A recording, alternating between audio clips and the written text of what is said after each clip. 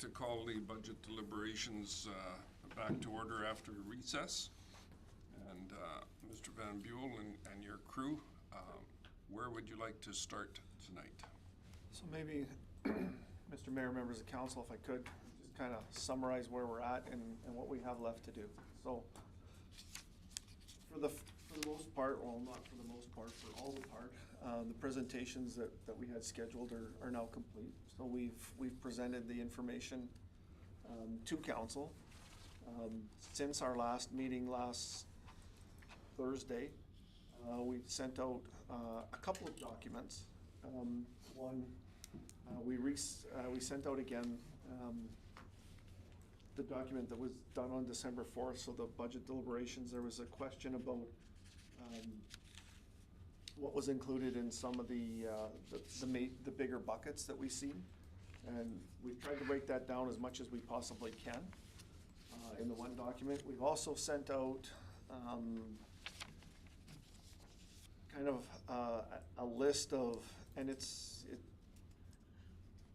probably, I wouldn't consider it to be all-inclusive, but it's a list of items that we've gone through and said, here's some potential cuts, and there is one increase that was asked for, and that is the library grant in that list.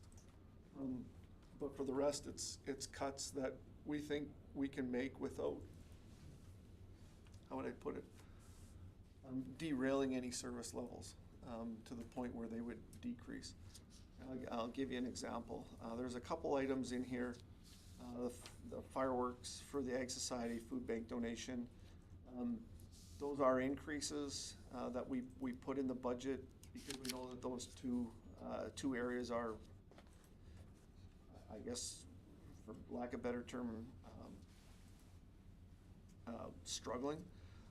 But they are certainly within council's purview to say yay or nay to.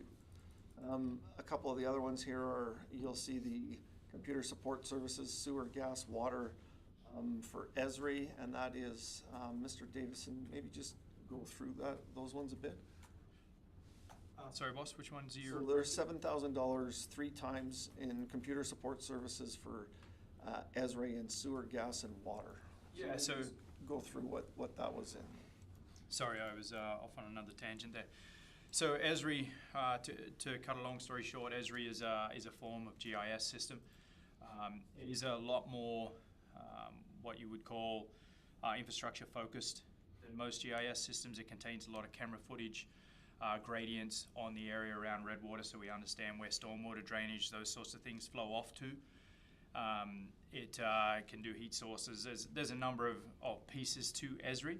But for our purposes, that's what Esri would primarily be used for. Is our condition reports can be uploaded into Esri. 10-year replacement plans can be uploaded into Esri.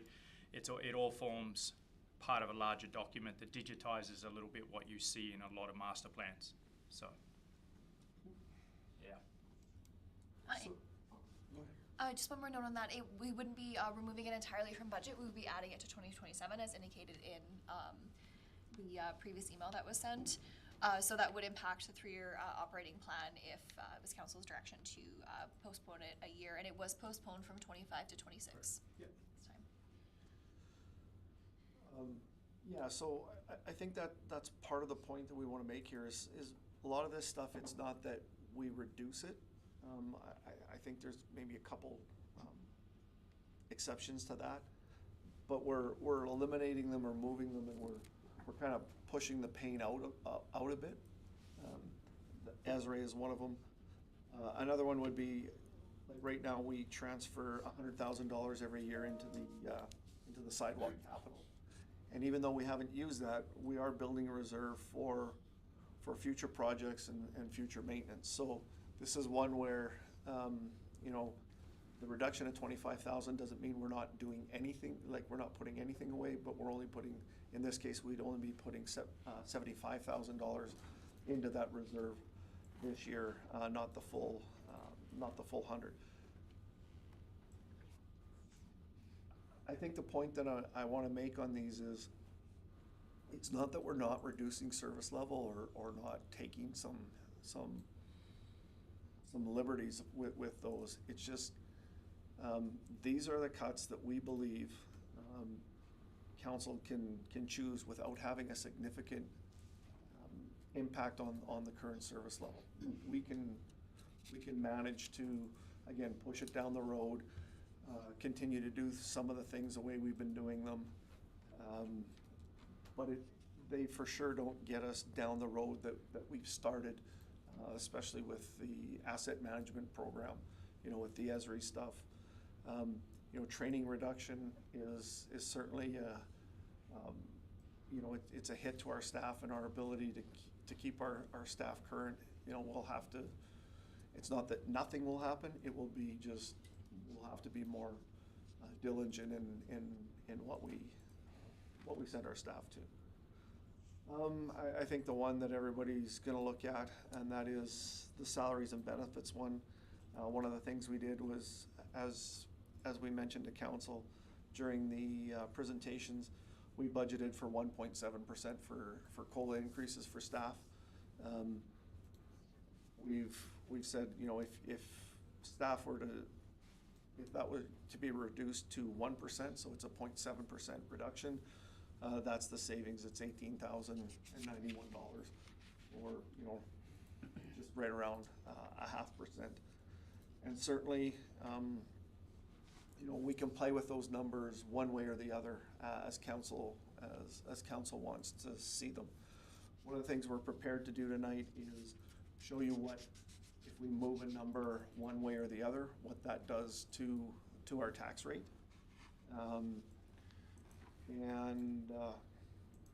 Again, if you want to know, if you have any detailed questions about what cutting any of these means, we're certainly happy to get into any of the details. Again, I did it at a higher level on some of these, but we'd answer any questions you have.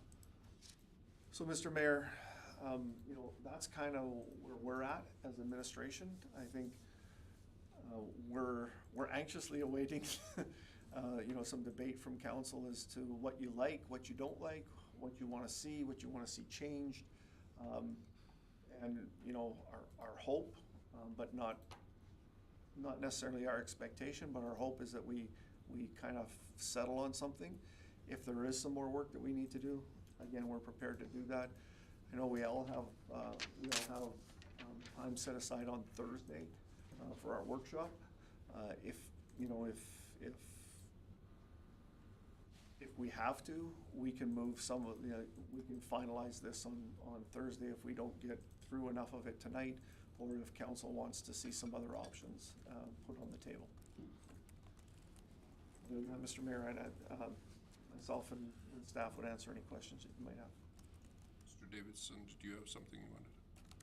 Well, I have lots of things to say, but at the moment, I think, sorry, Mr. Mayor, I think at the end of the day, the list is what it is, but there's certainly some items here that I know Mr. Van Buell referred to some service levels. Some things on here may have a little impact. So fire hydrant repairs obviously will have impact. Little things along those lines, but at the end of the day, I just we'd welcome any questions from council in reference to any questions you have on any of this stuff. Good. Anything from anyone on council?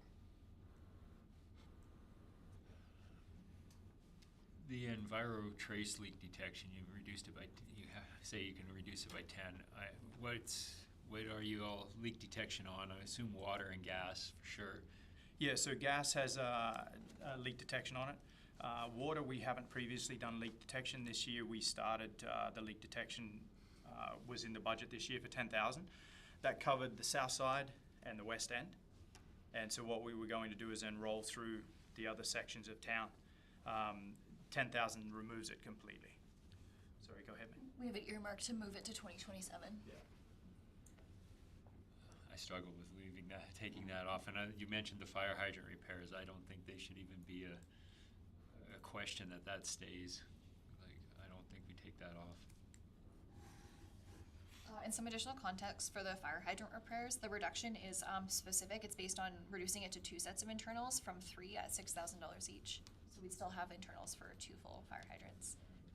that's something we want to catch up on. I think that's something that, while it affects, if there's a fire, and that's the one hydrant that's not working, right? Absolutely.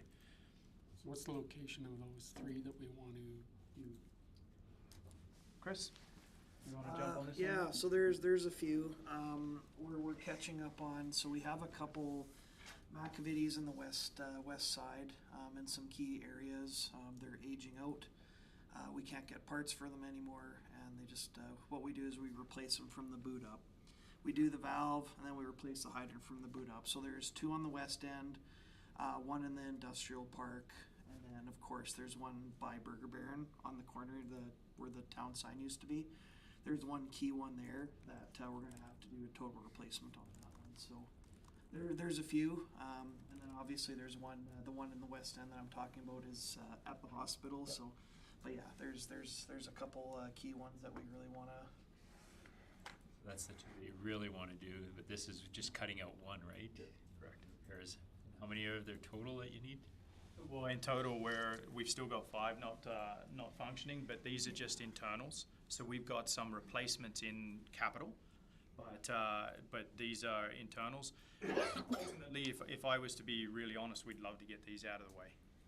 We've been deficient on fire hydrants for how many years, man? Well before I got here, but. Yeah, it's one of it's very important, like the internals, for a fire hydrant, it's recommended they get replaced every 15 years. There's some in this community that are, I mean, when I started here, there was hydrants from 1949. So it's one of those things where that stuff kind of hasn't been happening, and it's really good that we start that program, and saves us some major headache. There's been significant deficiencies here for a long time. So how many are you replacing with capital? Some we're replacing with capital. How many? 2, if I remember correctly. Yep. And this would be 3 internals. But at the end of the day, I mean, we would love to get them all done. Again, this comes down to risk and council's appetite for risk. One not functioning in the industrial area is probably as big a concern as just about any of them. Yeah. To pair onto that a little bit, I guess I should flesh it out a little bit more. When I talk about the industrial area, we've got a number of valves that don't function in the industrial area. So when you say you want to isolate an area in the industrial area, currently we can't. So having things that are operational in there is a big deal to us. And again, it comes down to council's appetite for risk. I don't have a problem with risk, but there's areas that there's risk I have a problem with, and this is one of them. And it's the same with the leak detection stuff. Like, we got to get that program going. Like, we haven't started it yet, and now we're going to put it off. We put it off a year already. We're going to do it another year. Like, it's going to take you, what, 3 to 5 years to complete it even? Correct. Yeah, at 10K, it'll take about 4 years to complete the town. So then now we're another year down the road, another year down the road. 100%. I think we're at a point where we can't keep saying another year down the road.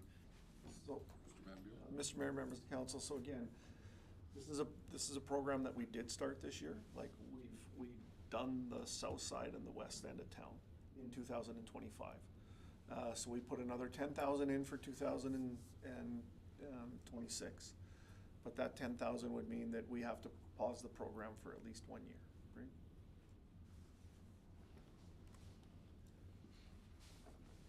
Anybody else have anything on the list that they'd like to talk about?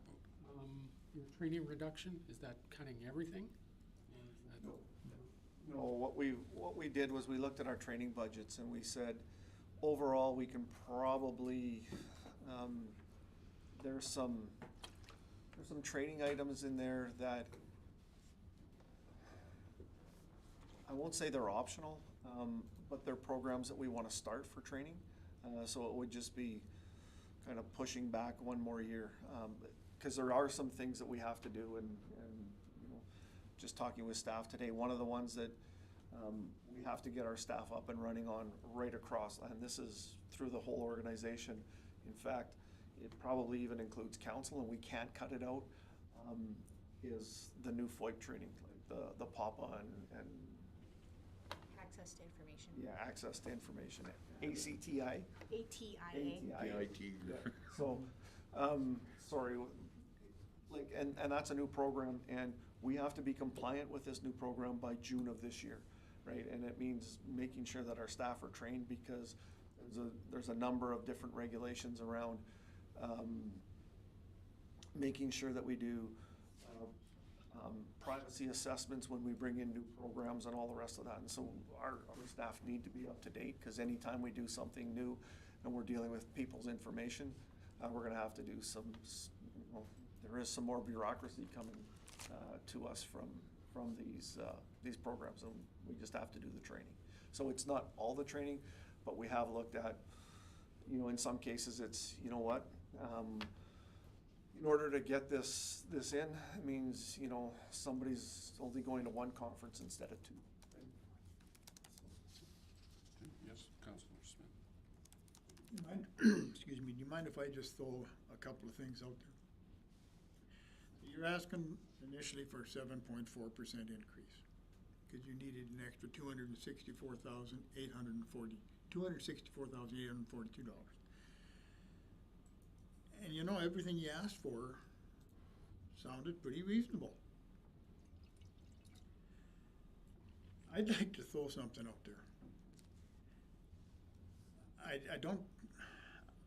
I'd like to see a 3% tax increase, and that would leave you short $157,000. I'd like to give you the first $157 out of surplus.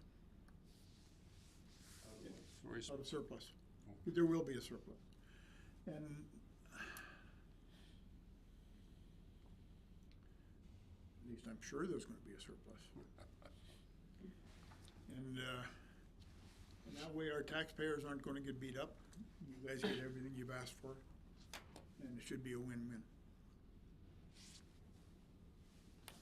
Just an addendum to that. So I agree, that was kind of the range I was thinking, which this list gets you to.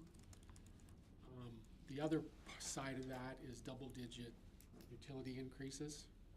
So we're gonna whack people double.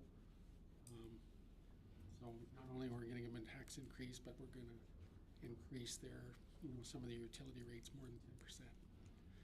So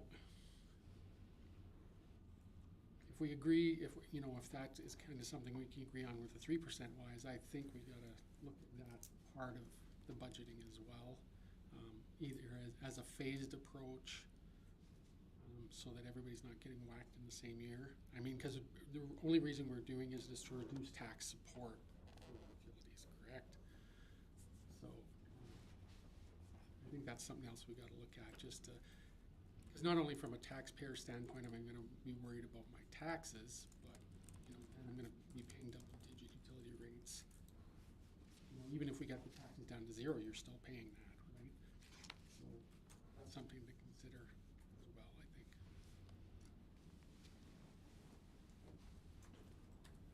Thing from council. Go ahead, Councillor Olson. I would love to see a 3%, but we've been doing that for too long. And I don't want to pay any more in taxes than when I have to, but if we keep going 3, 3, 3, or 2.5, or whatever, we're just gonna see everything that we've been working on here the last 4 or 5 years go down, because we're not getting the infrastructure done in the ground. I mean, some of this stuff's 75, 80 years old. Water, sewer, gas, everything. We got to, 1949 fire hydrants. We got to get stuff done. And I mean, I hate to see it more than anybody, nickel's a nickel. But, I mean, I like to see it go down, we'll say 6 or something, but we can't guarantee that the 157,000 is going to be there for a surplus either. What isn't there, they'd have to work within. But then we're falling backwards again. Well, we won't know that until March. Hang on, one at a time. Well, I understand we won't know until March now, but we're already 3 months into the year. And, then you go and tell them that that 150,000's gone. You're not doing that this year. And then we gotta make up for it next year. Councillor Smith. A lot of this is just kicking the can down the road. Councillor Spicer. Well, part of the issue is like if we go to 3%, that's inflation alone. Right? I know they're saying 1.9, 2.2, all in there, but we're not dealing in that. That's CPI. Right? Ours is closer to 3, maybe even higher. And if we get down to 3%, we're just leaving things flat. If you take all these deductions that you guys made a list here, I did a total there, it worked out to 3.76, including the add-ons. So now that gets us down to around 4%, even if we take all this off.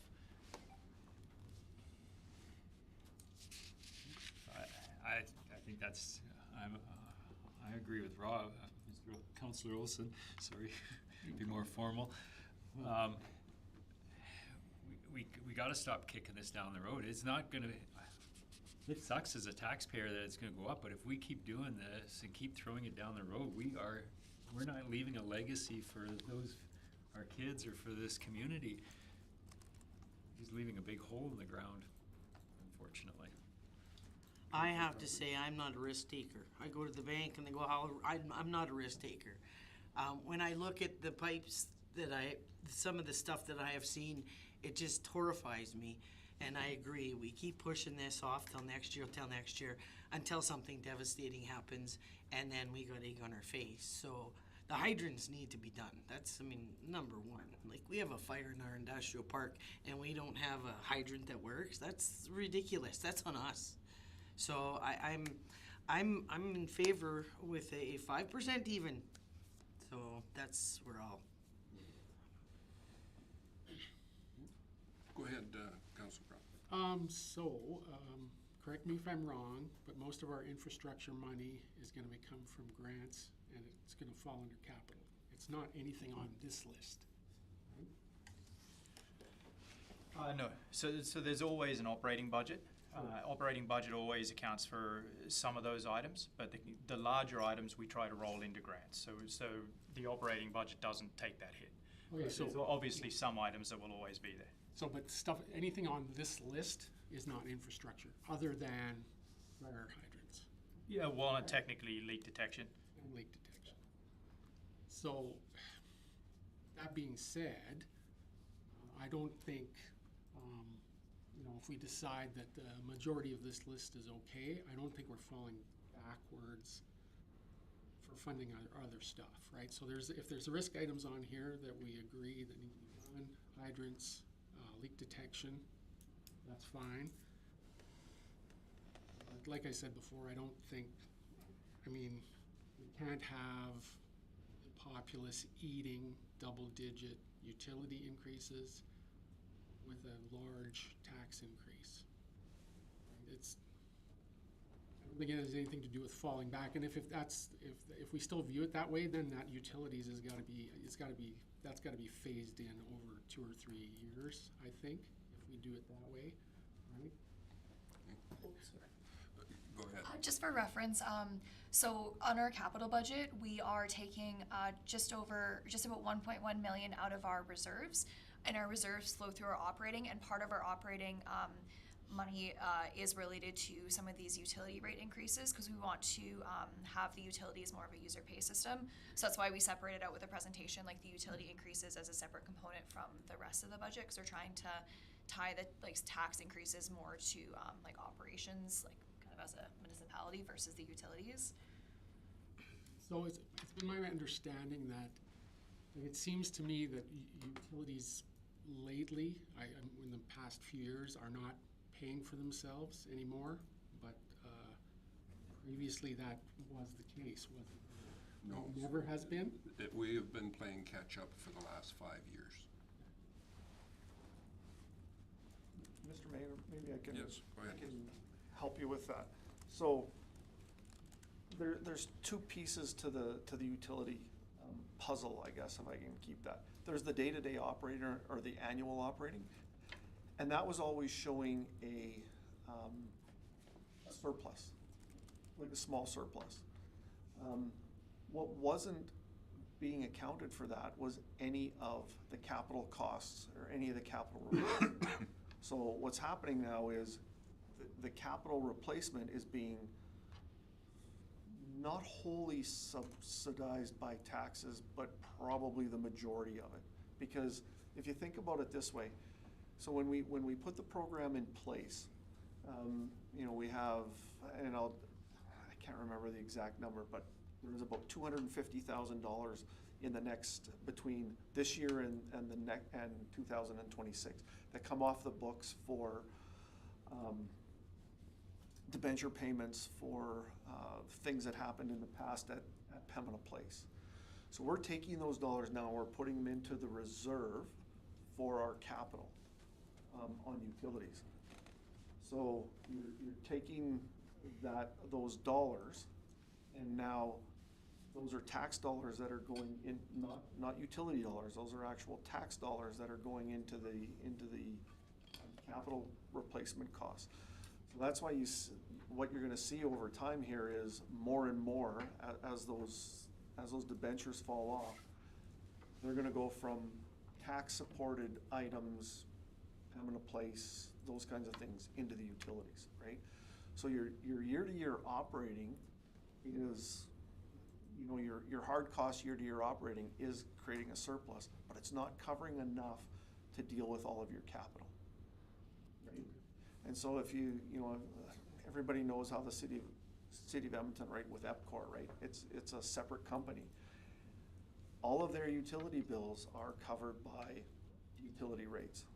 In fact, they pay a dividend back to the city. And I'm not suggesting that we want to get to that, because they're dealing with bigger numbers, like with bigger volumes, right? So they have this economy of scale that we don't have.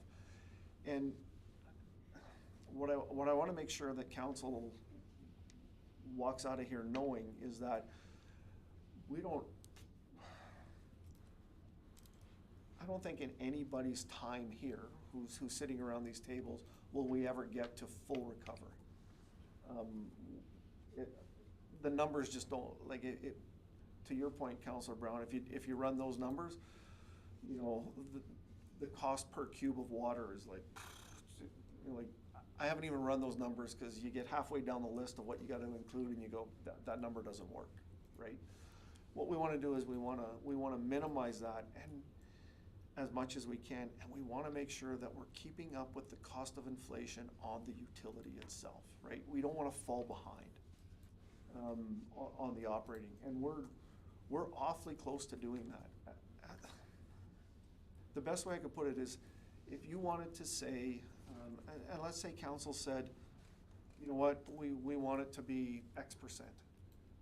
The same number holds true, that if we want to reduce those utility rates, for every $35,000 that we reduce the utility rates, you know, overall, that means we got to find another $35,000 of cuts or revenue somewhere else. So that's kind of how we put that together. I hope that made sense. Yeah, and I just want to add to Mr. Van Beel's point about the utility rates. So PowerPoint just crashed on me, but there was one slide outlining the total proposed increases for utility rates. And so with the separate ones, it was 1% for each of the 3 proposed increases. So we saved on 3% of taxation increase, and what it resulted in on the average residential consumer per month was an increase of $7.74 per month, or $92 per year. Sorry, I can't do that mental math. Right in there.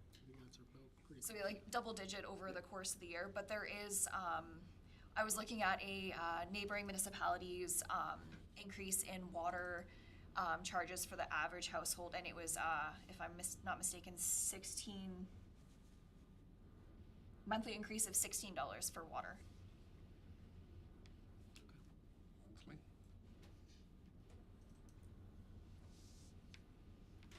I think, Mr. Mayor, if I could, I think the only other comment I'd make is, you know, comparing ourselves to other municipalities is a bit of fool's game, because we don't know what they've done in the past. We don't know, you know, kind of where they're going, and each municipality has their own challenges, right? And you know, we heard a municipality very close to us just did 6.9% tax increases. I don't pretend to know their books well enough to know whether that's reasonable or not, And I thank you for the comment. I think Councilor Brown and Councilor Smith said, you know, what we've put in front of you, we think makes sense, but we also understand that that number's a tough number, right? And I can tell you that it wasn't easy for us as administration to go, this is the number that we gotta put in front of you. We did a lot of, I'll call it soul searching before we even put the 7.4 number, knowing that we needed to put the number in front of you that we could comfortably say doesn't touch our service levels. And it moves us, it continues to move us in the direction that we had from the prior council. And again, we're gonna have to have some more discussions to get with this council to make sure that everybody's on the same page. Unfortunately, the Municipal Government Act is what it is, and they have an election in October, and we have to put a budget in front of you 25 days later. And that's not ideal for anybody.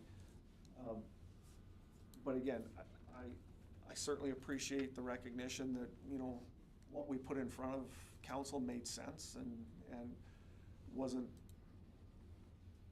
you know, out in left field and didn't make sense. And this cut, as Mr. Davison said, and as I tried to say, we're not saying it won't affect service levels, but it won't have a catastrophic, if I can use that term, effect on service levels. And we'll still be moving closer to where we want to be. We won't be pausing it, with the exception of potentially the Enviro trace leak detection, et cetera, et cetera. On the, I just thought of one thing. On the COLA increase, one of the reasons why I'm comfortable with doing 1% is because in the following year, our plan is to do a comparator survey for our salaries to make sure that we're still paying in the market with our comparators. So it's not like that is 4 years away for us, because when you only do 1%, again, you start to fall away from the market, and when you do these comparators, now you're gonna have a big increase in a, you know, you have the potential to have a bigger increase in a specific year. And that's the whole idea of COLA. You wanna try and at least keep pace with the market so that you don't have these years where all of a sudden we're looking for, where it's COLA plus a market adjustment, because those are the ones that really start to hurt us. From council. What was the total for all those cuts, Legrand, do you know? 3.74. You added back in the library part.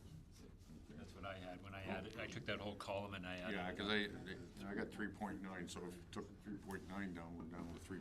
And then you go back on the library increase, that would. 3.46. Cause there's, Can we go live with this so that we yeah, can? of course. 4. You rate at 4% then if you see the library back on. Sorry,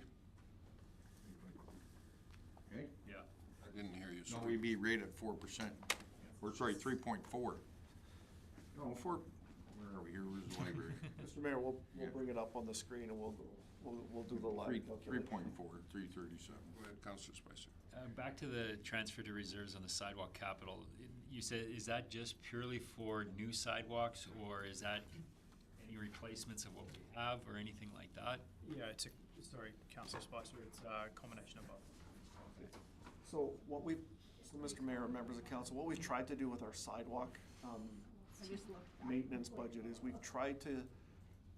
what we've tried to do is use the grant money as much as we can, and we've, you know, earmarked the CCBF simply because it's got a little more flexibility in some of the smaller projects. So we've tried to use that, again, understanding that the sidewalk capital, we know that we have some bigger projects coming down the road or potentially down the road with new sidewalks, trail development, whatever else might be coming. So we've been trying to put that money away so that we don't have that, we have a reserve so that we can do some of that more major work, if that makes sense. And Councillor Spicer, you brought up before, the sidewalk over here in the kind of northeast, right? Near the daycare there. Near the daycare, right? Like when you start putting in brand new sidewalk, $100,000 doesn't go as far as we would like it to go. And again, we haven't done a costing on brand new sidewalk for a while, because the cost that they give us is piecemeal work, for, I guess, a better term. Would we get a better cost for, you know, if you're doing, you know, 100 meters? Probably, but it wouldn't, I don't think it'd be enough to write home to mom about. Like, it would be a little bit, but it wouldn't be half the cost, that's for sure. Absolutely. So the rate for cement doesn't necessarily change. The preparation does, and that's where your money changes. Outside of that, I'm going to plead my case here a little bit. Shoot me later, boss. There's two items on here particular that I would ask council to heavily consider. One you've already talked about, which I think is fantastic, the fire hydrants. The next one I'd like you to consider is sewer flushing and cleaning. That's another one I don't think, I was gonna ask you about that one. That was my next question, actually. Yeah, so this is a budget that does not go down every year. And to be honest, we do not do enough of this. So it's one of those pieces that we know we have some trouble areas in town. If I was to bring out some video, you would be pretty shocked, I'm sure. But at the end of the day, we can do that sort of stuff at workshops and talk through that stuff. At the end of the day, they'd be the two items in particular here. I mean, the leak detection is fantastic. We started that program. If we put it off a year, it just means it's going to be there again next year. Esri, again, is you know, if you want to talk about getting into an asset management, enterprise asset management system, then something that will help you map and track everything, that's one of those pieces. But again, that's something that's on the table to be cut. I don't necessarily have an issue with that. The two that I would plead my case on, I've just spoken to, and that's what I wanted to put out there. So, Sorry, go ahead, Ms. Tingley. I was just saying, whenever you guys are like ready to, we could also go line by line, and I've added this other section here so we can insert them and see the real-time impact of the taxation. And I just want to highlight the changes that have already been adjusted prior to this meeting. So this is where we're at right now, the 7.2% increase. Councillor Brown? so in regards to the flushing and cleaning, what does 5,000 get you? Enough, not enough, as a short answer, but what it does get us is probably 3 spots in particular. Obviously, we bring a vac truck in, we flush, we pull, and we dispose.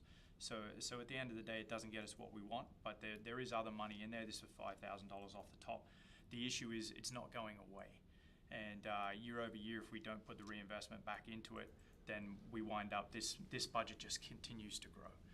And which is why we've got our capital infrastructure plans in, why we're trying to replace sanitary sections throughout town. We've got spot repairs in our capital budget. So, you know, you would hope to see in 2027 that budget does actually start to come down. The issue is there's a lot more repairs than every year something changes, something ages, and something degrades. But at the end of the day, we're on top of it. We just would like to have that little bit of extra. I guess my question is, this list, in the big scheme of things, is nickels and dimes, Yep. in my estimation. So when we say, you know, I just can't help but just get the feeling that when people address it, it's the sky's falling, and I don't think so, because if we go back to fire hydrants for a minute, you know, we're not doing as many as we would like, but we're still doing them. We're doing one less than what we budgeted for if we take that item out. Same with the flushing. We're still doing flushing. We're just doing, you know, 1 or 2 spots less than we probably would have if we wouldn't have done the 5,000. So I just, you know, I think everybody needs to consider that as well. Because if we got everything we wanted, I which would be lovely, we'd probably be through the roof on our budget, right? So I think we just need to think of reasonableness and not from the point of view that every cut is so detrimental that we can't possibly live without it. Do you have something you were going to say? Go ahead, Thank you, Mr. Mr. Mayor. Yeah, absolutely. It is nickels and dimes. But to be honest, if you were to see all our budget sheets, our entire budget sheets are nickels and dimes. Why not? If I'm to be really honest. In relation to whether we view this as important or not, I'm the guy that fields the questions from the backed up sewers. I can guarantee you it's important. Oh, no, and I mean, just to preface that argument, we would be the ones that would face the argument for the tax increase. Absolutely. And, right, so. Absolutely. It's There's give and take pros on both ways, everything. right? Yeah. Absolutely. So- Yeah, I'm in the same boat. Trust me. But if I'm to say that these are wants, they're not necessarily wants for sure. I mean, if I had everything that I wanted, these numbers would look significantly different. And I But, yeah, I believe you do. Yeah, absolutely. It's just we're both arguing the same points, I think generally so. I speaking, think so. just from a different point of view, and I 100% understand it. Anything else? Go ahead, Councillor. Like, would I have been too far out at 157,000 surplus? What have your average surpluses been lately? I don't know that information at this time. But based on if you're basing that on the October 31st financials, there's still. Just based it on what good business would have had contingencies in place.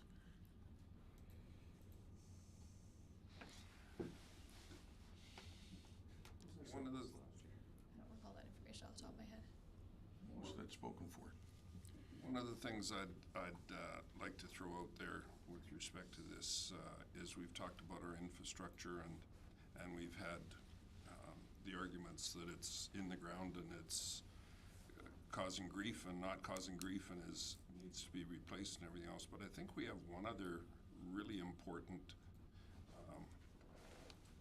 commodity is the word I want to use, but Mr. Van Buell touched on it briefly, and that is the COLA for our employees.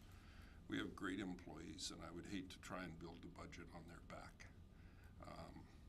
I think that 1.7 is not unreal, and I think that we should support our staff with something reasonable. And if administration moves ahead with an equalization program and we find out that we have to adjust one way or the other, we can do that with a brighter face because we understand how important our staff is. And I think the difference was about 18 grand or something. 18,000. And I can honestly tell you from my experience at this table that one staff member leaving and a new staff member having to be found, hired, equipped, trained, and put into a position of responsibility is going to eat that money up in no time. I think it's a little short-sighted just to say that that's not an important consideration to have. So I thought the whole budget was great. Just trying to come up with the money for it. yeah, and All on the back of, yeah. on the taxpayer, unfortunately. I don't disagree with Councillor Brown's argument on the rate increases, and I don't disagree with Councillor Smith on his arguments of 3%. There's so much going on that we haven't talked about. What is it this year that the province is doing for their school? That's what, 9% that they're looking to increase their chunk for the school levy because they want to get it to 33% of cost. I heard a couple of days ago now that the federal government has changed the income tax rate for Canadians to pay on their income tax, and I wouldn't be surprised if the province isn't far behind on that one too. So the notice I got the other day that told me my credit card bill was going up wasn't a surprise. My problem is, I don't know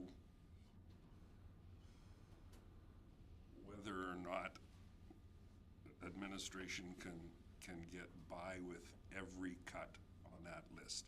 And yes, it's small, it's not, and I commend them for putting it forward.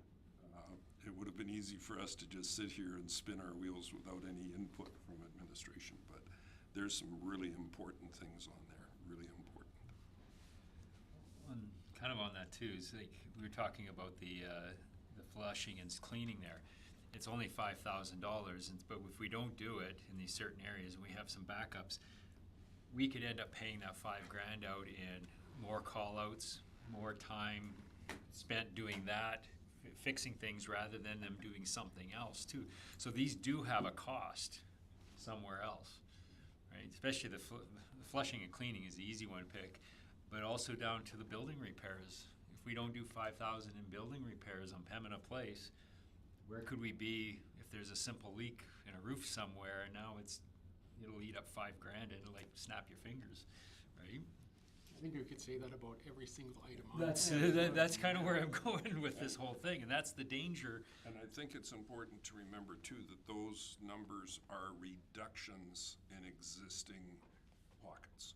So they're not saying we're not going to have any. No. But we are going to be able to fix less. Yes, Mr. Dean. Absolutely. Mr. Mayor, while I'll argue till I'm blue in the face in reference to some of these numbers, at the end of the day, what council directs us to do, we will do. And at the end of the day, if that's to remove some of this stuff, that's exactly what we'll do. I'm just here to talk to some of these points at the end of the day, and I don't disagree with you, Councillor Spicer. Everything has and Councillor Brown, everything has a labour cost to it, and I think that's an easily forgotten equation to a lot of the things we do. We forget that a sewer call out costs us 2.5 hours pretty much every time there's one out. Correct, 2 guys, 2.5 hours every time one of those happens. So $5,000 is zipped up pretty quick in a lot of that stuff. So again, it's just information from my end, but I'm happy to answer whatever comes across the table. And at the end of the day, I'll call a spade, but that's how it is. So. Mr. Mayor, Yes, go ahead. I have more of a question than I have anything, and it's for Councillor Smith, if you don't mind. I need to understand what you're saying with the 157,000. Are you saying that we project a surplus for 2025 and then use that surplus to pay some of? Yes, I'm not professing to know that there's $157,000 surplus, but I'm saying that if there is, the first 157,000 would go to this budget. Well, I'm just going to paraphrase slightly, if I could. Councillor Smith would back that with a 3% tax rate. Yeah. So that gives us the 150 that we're short of this list, and he would suggest that be funded out of any surplus that comes along for this year. Go ahead, Councillor. Correct me if I'm wrong, most of that's already accounted for. Our surpluses, our money we've made off of gas, money we've made off of water, stuff already been allocated to certain things. So it would be the last 157,000, not the first 150. Yeah, I think that's probably fair terminology. So, Mr. Mayor, I'm going to go back to, and Councillor Smith, I don't want to present this the wrong way. Well, I'm easy. So the first year that I was here, it was kind of right after the COVID, like, or maybe right in the middle of COVID or right after, 2022. We had a surplus that year. And one of the things that we did was we put it in a reserve account, and we called it a tax rate stabilization reserve, right? And I think there was 90,000 in it, if I remember that.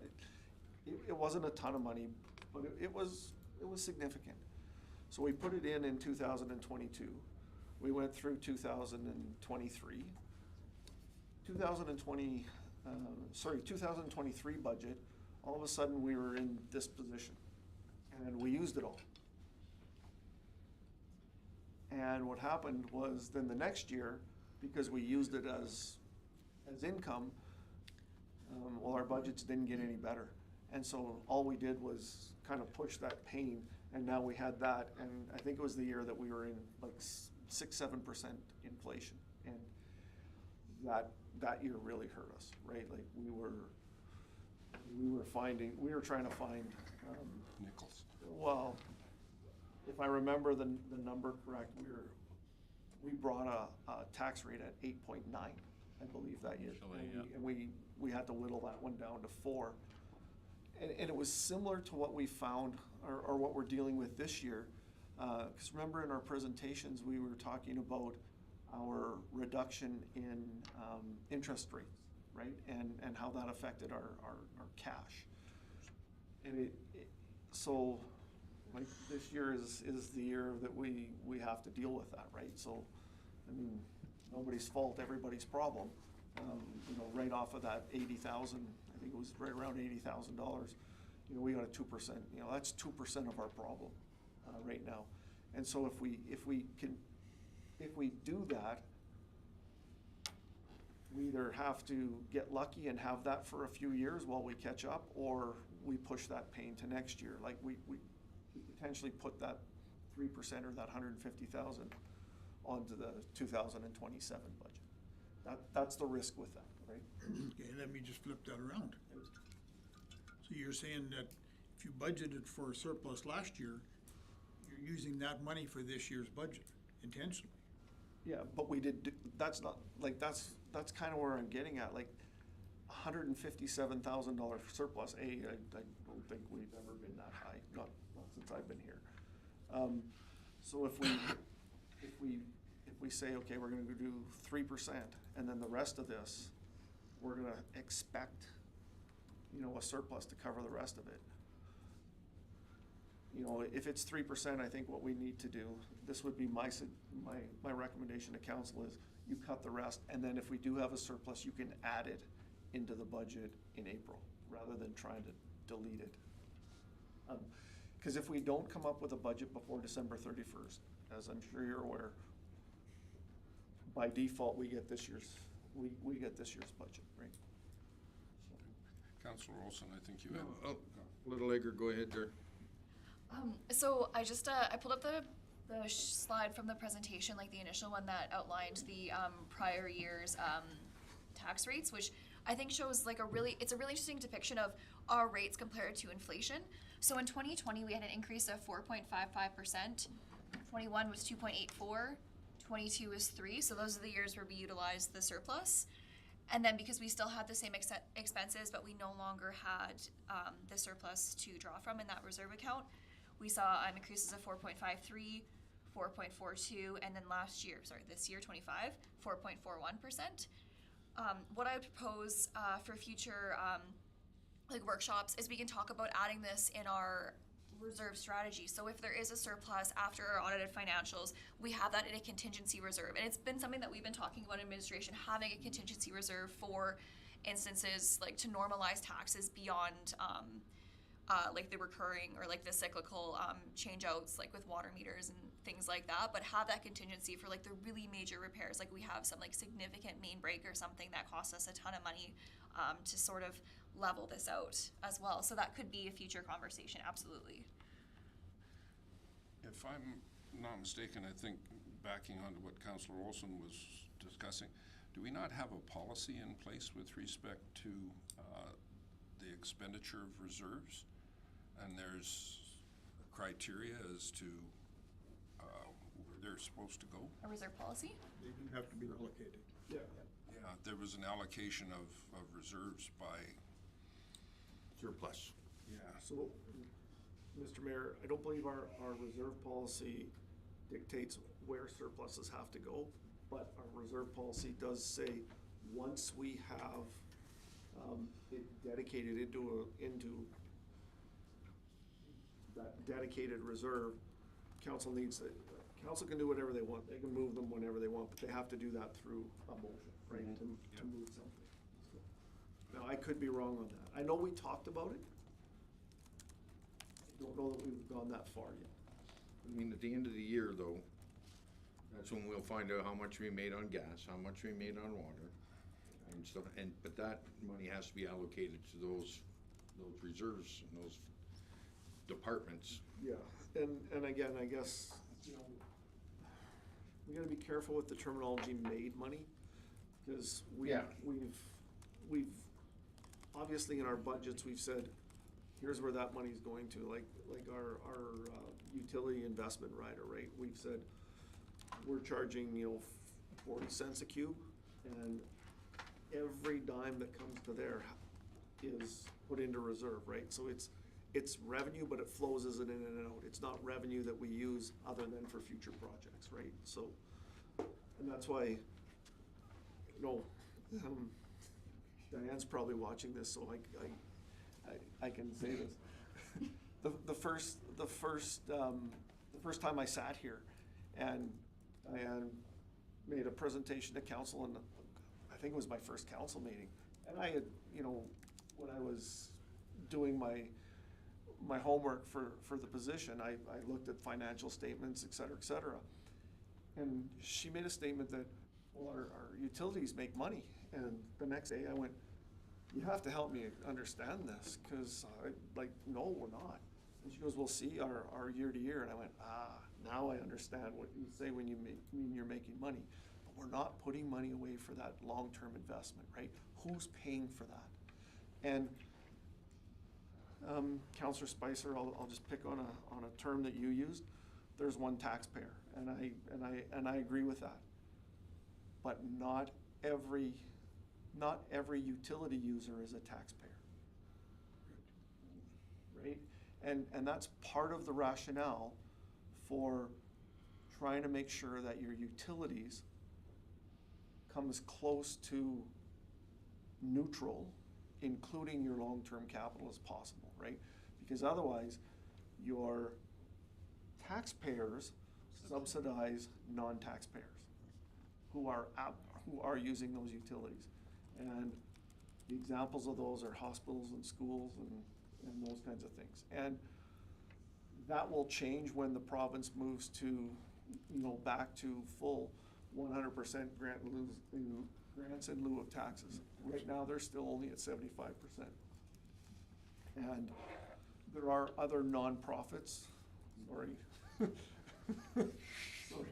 sorry, Councillor Olson, but there are other nonprofits who don't pay taxes but use utilities. And if you continue to subsidize those utility users get subsidized by your taxpayer. So again, I agree, there's only one taxpayer, but not every utility user is a taxpayer. Councillor Ross? Something I haven't seen on any of this is the $1,250 or whatever it was gonna be for the Watershed Alliance. Actually, it is in the professional fee analysis that we got. Yes, but it's not showing here as being reduced. Would you like it to be shown as reduced? Oh, So that's that what is an example, sorry. Yeah, because that was something that I'm pretty sure if we went back and looked in October or end of September, when we got that letter, it was kept it as information. After the election, we were here. Yeah. Was it after the election? Well, and I think we talked about this, is that we were saying no to it. It wasn't, I think it was taken that we were saying no to the increase, but No. we were actually saying no to being on there at all. I think if you ask around the table, that was our general consensus. So I think that's just a miscommunication or just a misunderstanding more.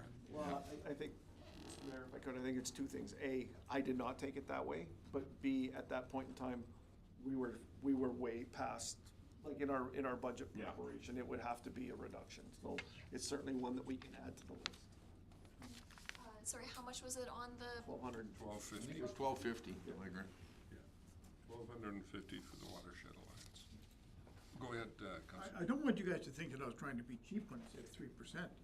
I honestly thought that we'd be able to top it up and it would be a win-win for everybody.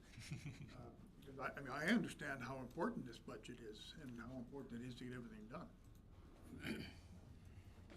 Go ahead, Councillor Spicer, then Councillor Olson. Sorry. There's a couple things on here I think that we can take off, and the one was under CS, the special events placeholder for council. That was already something that we're not using. I don't even know exactly what it was for.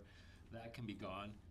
I don't think the Pembina one should be taken off, the building repairs. I think those kinds of things just need to stay there. The FCM hotel cost, that can definitely come off. I think there's gonna be an offset though, because we'll end up paying mileage in and out. Right? But that's impossible to calculate, because you don't know if Rob and I will drive together and. Well, the thing is too is, I'm pretty sure I'm not going, you know, so. Yeah, I don't think I'll. My uncle up and bring him back up to the house. So that's. And that's, So those are things that, You know. that, you know, we can adjust on the fly here. Like right now, if, you know, if there's 7 counselors and 3 of you say like, can't make it. I know the cause again, we budget based on the policy. Policy, right? yep. And, if 3 counselors right now say, you know what, we're not going in any way, shape or form, we can make those adjustments, right? Sorry, that was the, Yeah. so this was the, placeholder for, like, council events and like proclamations. Yes, And yeah. then the next one was FCM. Commute, daily commutes. You could take the 4,800 out. And then the other was, I do believe that the library municipal grant should be put in there. I think for a 3% increase for them, for every dollar that they get, they make 10 out of it quite easily. They're very, very good at that. So I think, honestly, with their small budget and what they've got, that's not a huge ask from them. So, Mr. Mayor, if I could, I have another question for, I think, who's on the library board? Yeah. When do they have their budget to the board? Like, when does the library staff present a budget to the board? Is that in September? Is that in August? Is that in October? They've presented it already. This is where they come up. That's when they came to us after Yeah. that, after they've presented it to them, yeah. 'Cause one of the things, like, the timing on that is, we're into our budget before we know what they might be asking. And the reason I asked the question is, from a timing perspective, if we could get it even, what, a month earlier? We can probably add it into the budget, and then council can debate it as part of, right? Mr. They'll know Van- exactly what it is. Usually it's September that they come in, cause it's right after school starts that they have their meeting and they bring it in. But and I don't wanna put words in their mouth or anything else, but with the election this year, I think they just held off until we had Up everything. Yeah. actual council. But I think if we got it by, again, I'm looking at you, the end of September, we could probably have it included in the budget. Yeah, even like at the very latest, like mid-October, we can make that work, Yeah. 'cause it's a pretty quick change at the end. So, just to jump on what you're saying, council, if you've got hard and fast that you think should come off or stay on, now's a good time to bring it forward and let it know. So finish off your I'm planning comment. to go through my list. The food bank, I think we could bring that down to 1,000 instead of 2,000 off of it. I'd leave it at 2. Look at the money that we're giving them overall. Yeah. Look at the money we're saving I'm them just- overall. Yeah. This is a cash donation, this 2,000, right? It's not an in-kind And donation. we'd still just keep it, or would you just leave the 500? Or this was an extra 2,000, so it'd This be is an extra. 2,500. Yeah. Yeah. But that's, yeah, the Ag Society, the fireworks, I think we could keep that at 8 instead of bumping it to 10. Mm-hmm.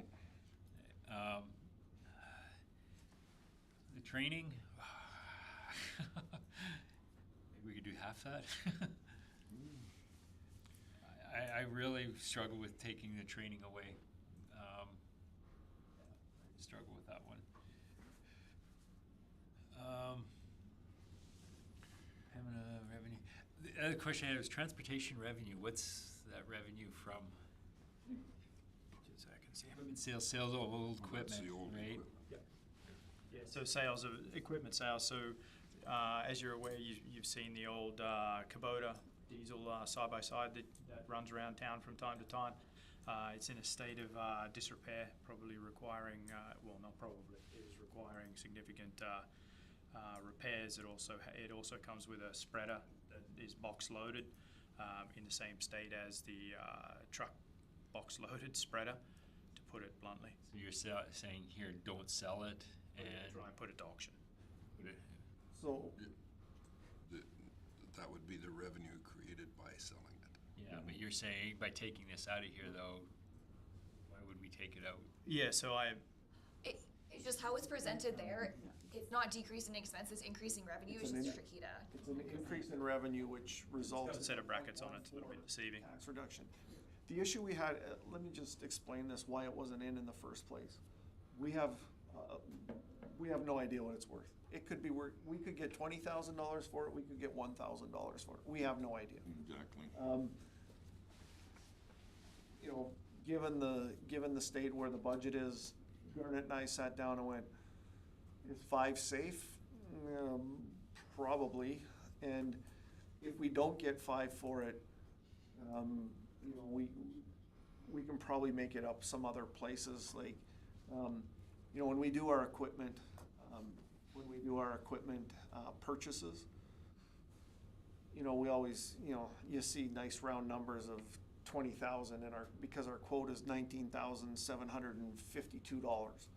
And, you know, when we actually purchase some of this stuff, some of it is 21,000, some of it is, you know, ends up being $18,847 or whatever. So what we said when we added this 5,000, if we didn't get 5,000 for it, we could there's probably enough wiggle room in the rest. And what this would do, what this revenue would do, is offset some of those implements that we want to purchase, right? Sorry, Mr. Mayor, I can tell you what that Kubota would be worth new right now. It'd be about 35,000 to 40,000. It would spreader probably another 5 to 6,000. So the hope is 5's on the low side. The hope is we'll get more money than that. But again, when you go to auction, it's a flip of the coin, right? Well, just like administration budgeting for all of us doing something and some of us not being able to go, you have to take that cautionary. Go ahead, Councilor Wilson. Can you scroll up later? Because we haven't talked about things. Like scroll this way. Back. All the way? Just up to where the FCS increase, the council reduction. Yeah. Yeah, because we haven't talked about those at all. Yeah, Other so, than their COLA? no, absolutely. So the You know? the FCSS increase in revenue to actual. So what was previously budgeted was the $64,000. But when we got the updated agreement, which put us at a little bit higher than what was budgeted. So I made a decision to budget for actual for this grant, because we can rely on this income until December 31st, 2028. So we just increased it. Like, I just signed the agreement for next year last week. Right? That's what the province. $4 increase, we talked about that. It's actually $4, because we were budgeting for an estimate year over year, so now we're budgeting for the actual for this grant. Okay. So that's based on the agreement that we signed last week. And then, 80/20 cost share. Okay, I think the COLA, and this was a oversight on my part for, like, when I was preparing the budget. So with the new policy, July of this year, in the year that council remuneration, it's 0%. So I had 1.7% in error. So, and then the council tech and sell, that's based on what you all filled out last week with your opt-in and out for the tech, because I had budgeted previously for everyone to opt in for both, and now this is the adjustment for the actuals. okay. So And that that's brings us after, that's after all the signing sheets have been, okay? Yep. That's good, because that's what I wanted to talk about, because it looked like, to me, it was like, it was one of those things you decided to take out, but we haven't talked about it, but that's actuals. And I see that, I think that, Councillor Smith, I'm just going to go around the table here quickly while we're doing this. Is there anything on the list that you think should, absolutely has to stay? I would think the library increase, Okay. they're so underfunded. is it library increase? Anything else on the, no? Councillor Brown? No absolutes. Keep it? No absolutes? Okay, good. Councillor Spicer, we've had yours. To some extent, we'll get some more. Councillor Cosby?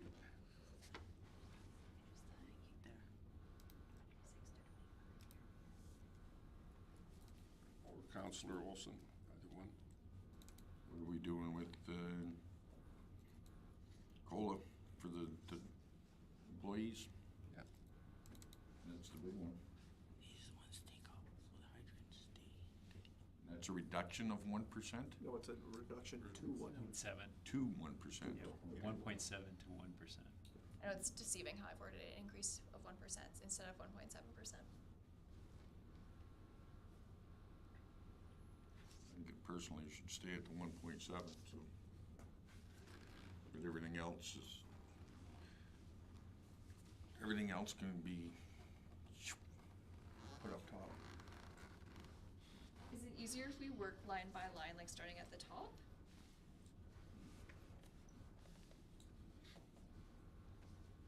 Everybody vote on it. So this would be moved up to the top, so then technically we would be only moving 75,000 into reserves, not 100,000, right? Okay. I think it should stay. As I a don't think, 100? I don't think we should reduce it to 75. We're putting off, Yeah. we're putting off what we, today, till tomorrow, what we should be taking care of today, and it's, We gotta be getting close to It getting sucks. caught up though, Armin. Other than what the elms are doing. Yeah, Councillor Olson, I think at the end of the day, we're a lot further ahead than we were 4 or 5 years ago. The introduction of the sidewalk grinding as well has certainly given us a little bit of a lease on that. So in relation to this, at the end of the day, I can do more grinding. Right, Cliff? We can, so we inspect the sidewalks. Cliff does a lot of walking in spring there, and he inspects the sidewalks. We get a lot of calls on this, not gonna lie. And every time the cement guys, As the sidewalk guys are in town, my phone is ringing hot for a couple of weeks. But that's not the point here. The amount of complaints I get is not the point. The point here is we can probably reduce that and focus more on grinding than replacement. The only caveat I want to bring up is our paving stones. Yeah. 'Cause currently we have 191 in that reserve. Yeah, so Sorry. paving stones have become a hot topic. But 191, you wanna put another 100 in, takes 291. Again, That is Mr. Mayor, members of council, I can on that one. I think Mr. Davison's absolutely correct. Like, the paving stones are, It costs us more. well, they're quite frankly tougher to deal with. And one of the things that Mr. Davidson and I, full disclosure, we kind of disagree on. I like the paving stones. I think there's better ways of putting them in that makes repairing them easier, with runners and those kinds of things, and dividers, like concrete dividers, so that, because right now, the way they are is, it's really hard to stop once you start picking them off, right? Like there's very few natural places for it to stop. Mr. Davison doesn't like them at all, and that's okay, like, and I don't mind talking about this, because just like council disagrees on some things at times, guess what? In administration, we have the same conversations, right? I'm smiling at this because, quite frankly, that's what makes this work. If we all thought the same way, A, it would be boring, and B, I don't think we'd be any better off than we are right now. It's all about deliberation Yeah, and coming like the up. discussion and the different perspectives, I firmly believe that, it makes it work, so that's why I don't have a problem, and Mr. Davidson and I can talk about this, like, but the paving stones as in general are gonna be an issue, whether we wanna get rid of them or whether we wanna repair them, they're not gonna be cheap, and, you know, this 100,000 is gonna get eaten up really, like, or the 291 will get it eaten up very fast as we go through it. And like I said, there's this sidewalk, just to the to the west of us. It's probably gonna have to be dealt with sooner rather than later. And quite frankly, when we see what happens over this next winter, don't be surprised if we're in here in you know, April or May going, you know what, we've gotta do something. And that's what those reserves are for. That's what those reserves allow us to do, is make those adjustments on the fly, without breaking the bank, so to speak, right? It gives us that flexibility. Mr. Davis. Yeah, I just want to add to that, Mr. Mayor. Thank you. Mr. Van Buell is absolutely right. Not only in the fact we disagree on pavers and cement, but at the end of the day, he's absolutely right in the fact that the way our pavers are set up right now is a complete run. There isn't a break in them at all, and so they're not set up like a flagstone, right? Where there's only so far these things can move. The other issue that we have is that people are pouring salt on their sidewalk, and we like them to do it because it stops them from being slippery. The downside to that is it does deteriorate the stones, and they deteriorate at a much quicker rate than concrete, which is why I prefer concrete. But the issue is we get a number of calls every year to replace paving stones, and it's a never-ending story. It comes up every year.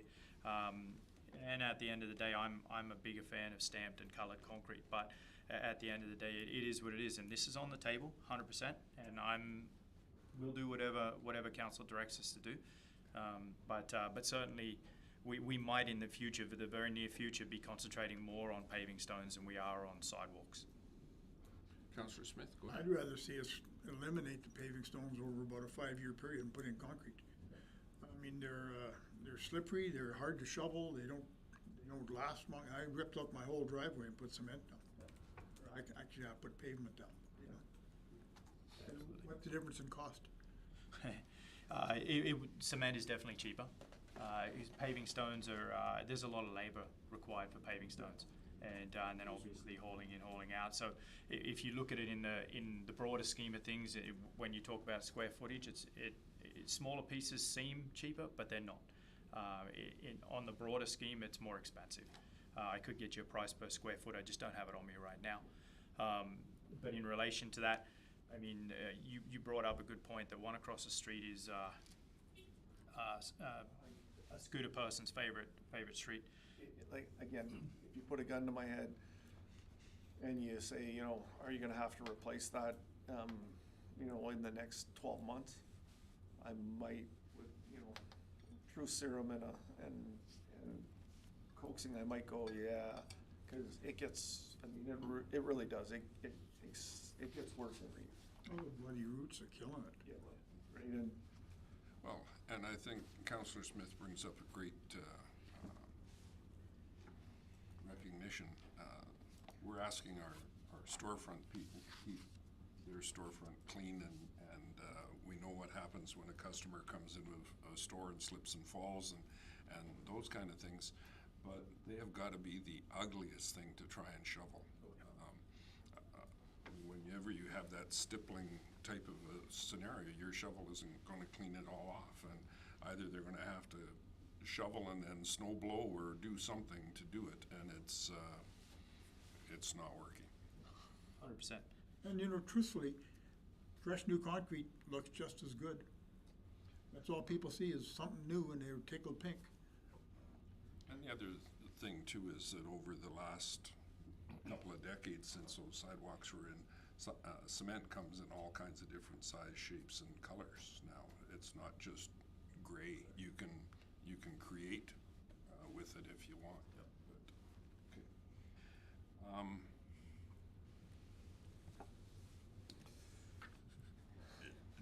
You haven't finished your list yet. Well, no, I think we're just going down one by one here, kind of. Should we see sidewalks moved up to the top and that reduction made, or? I say it should be reduced. I think it should stay at 100,000. can I make a suggestion, Mr. Mayor? Go ahead. We just go through the list one by one and see, you know, and it'll be a straw vote, like it won't be anything that kind of puts it in, but go through council and say, okay, you know, streets, transfers, reserve, are you you know, do you want it Yay or to? nay?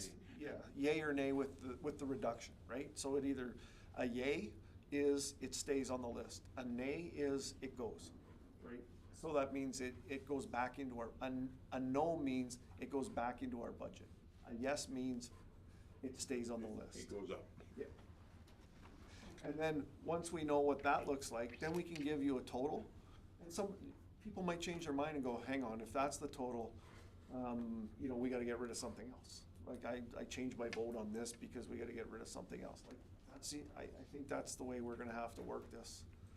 And remembering that these are reductions in what we are already doing with the other hand. So we're not losing something completely, we're just not, other than Esri.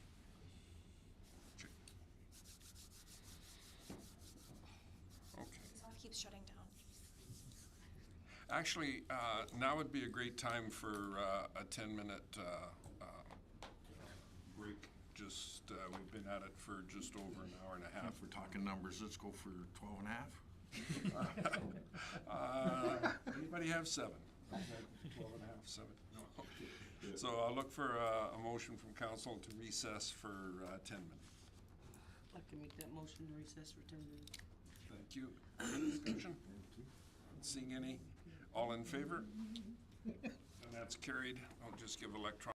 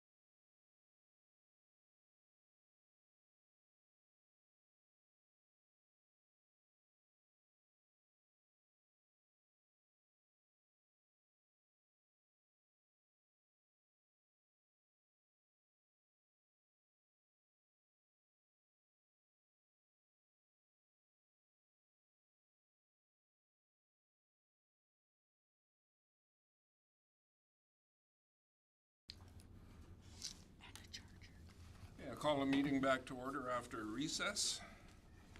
And we were going through the lines to see what we were going to move up to the removal list and keep down on the thing. Go ahead.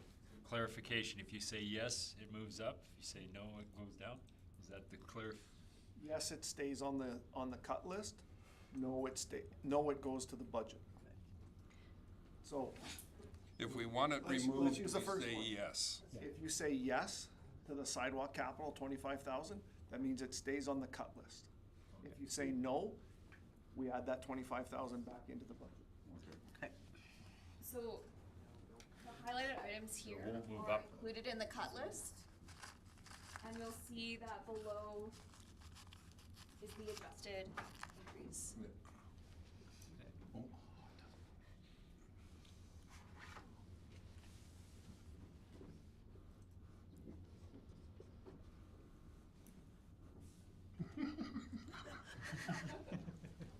Goes. All right.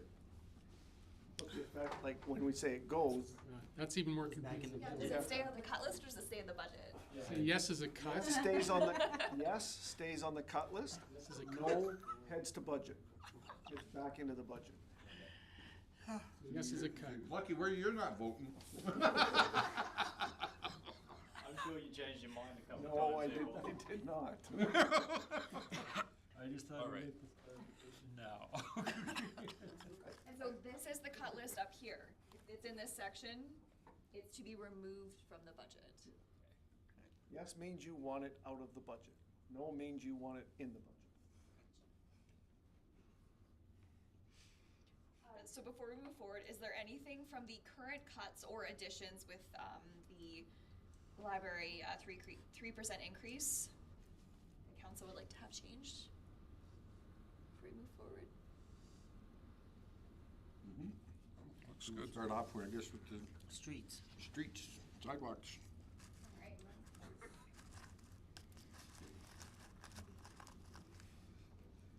Council, who is in favor of removing $25,000 out of the pot and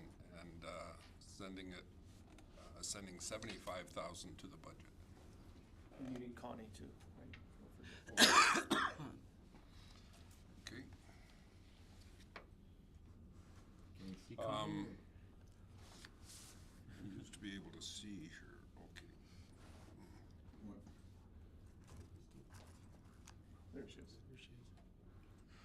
Okay, Connie, are you in favor of removing $25,000 from the sidewalk, sidewalk transfer to reserves and only transferring 75,000? Or are you more comfortable with 100,000 going?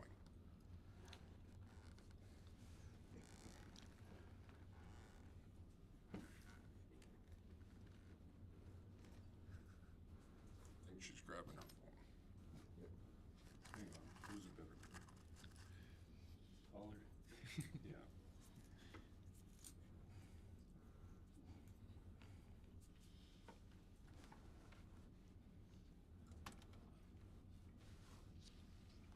Got a pen and paper.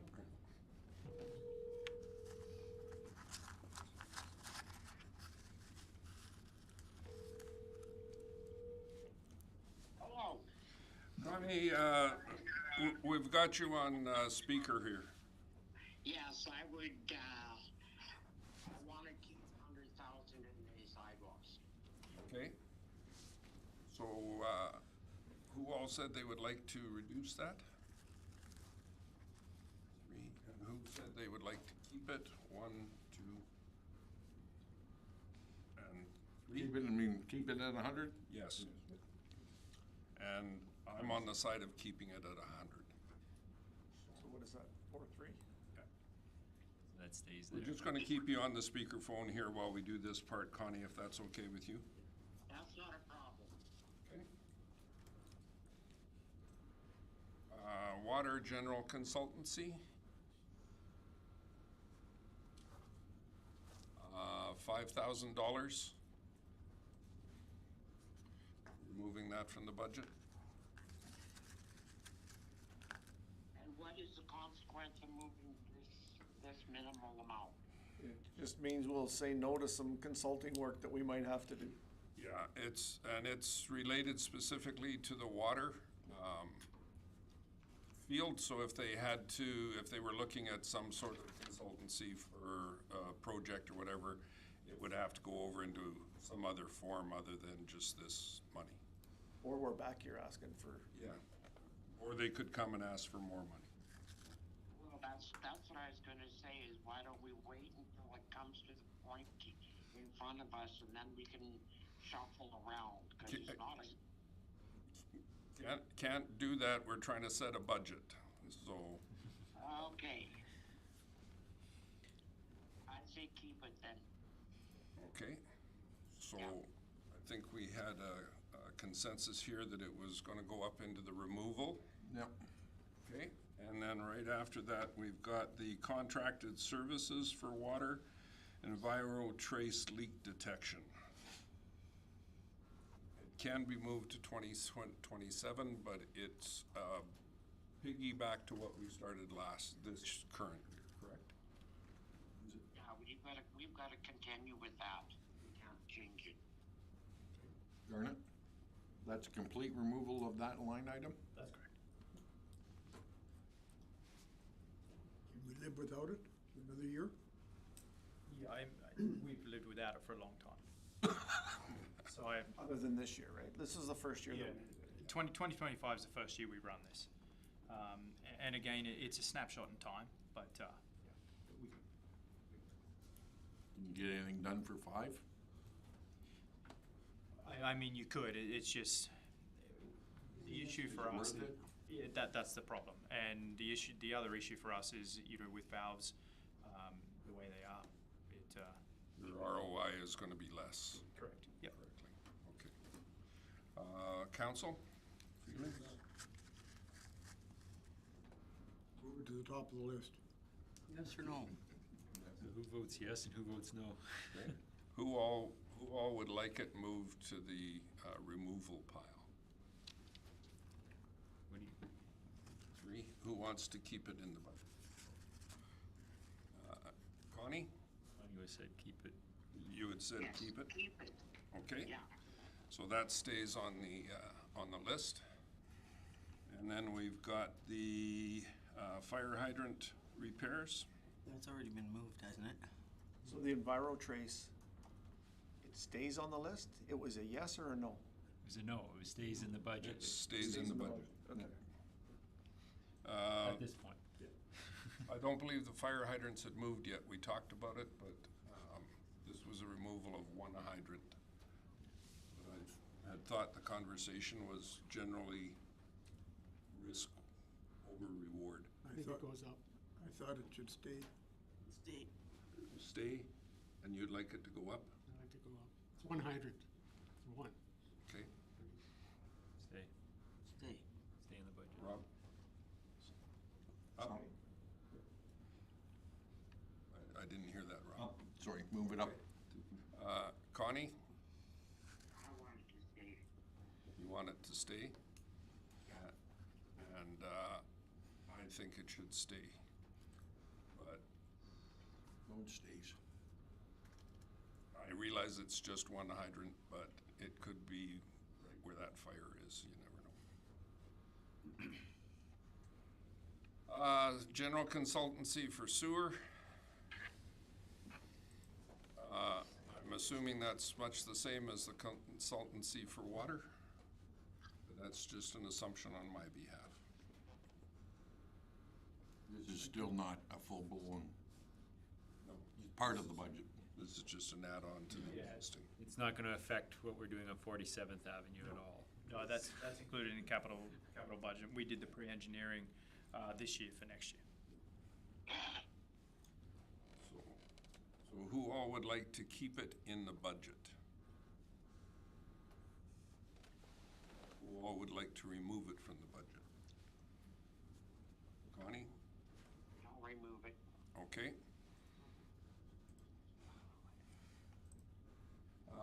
The sewer flushing and cleaning.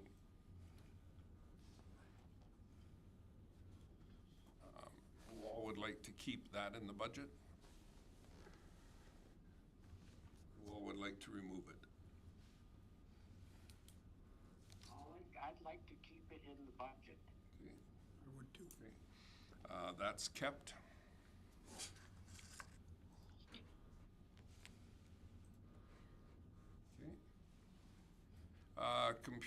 The ESRI program for sewer, gas, and water, we've got it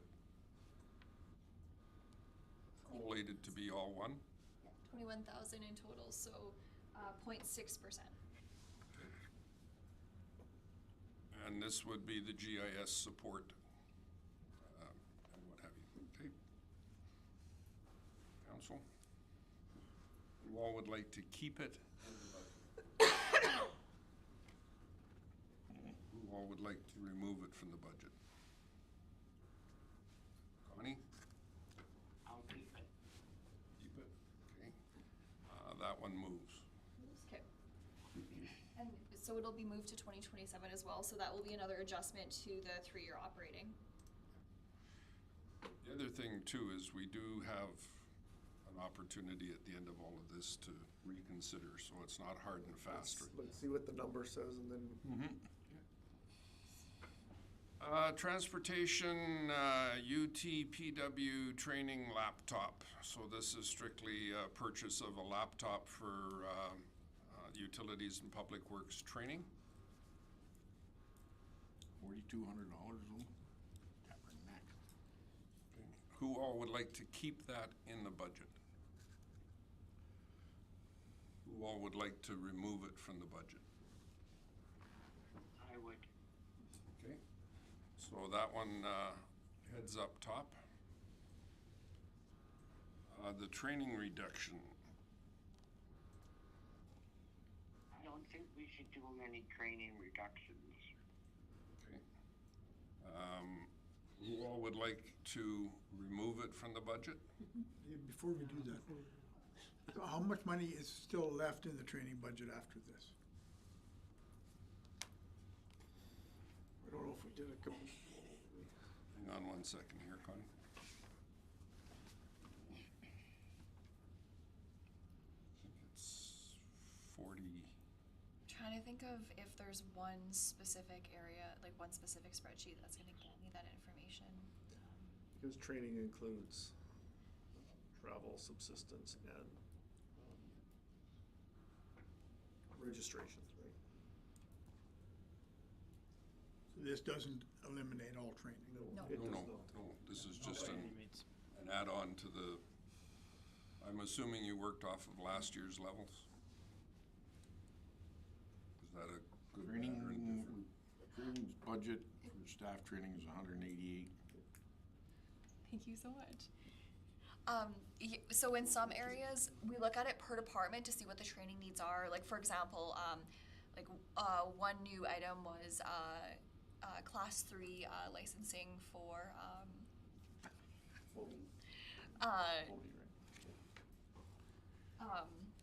so it was like department specific and then just like recurring training just to keep staff current. So it kind of depends on which department. Does that help you at all? Who all would like to have the training remain in the budget? Who all would like it removed?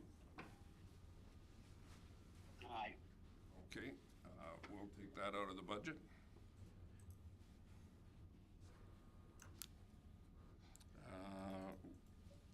Fireworks and food bank, I think fireworks already moved up, did it not? Food bank donation? Who We all didn't would, really vote on it, though. That was just my, Yeah. okay, We can move those back if we want to start. So these were the ones that we didn't vote on.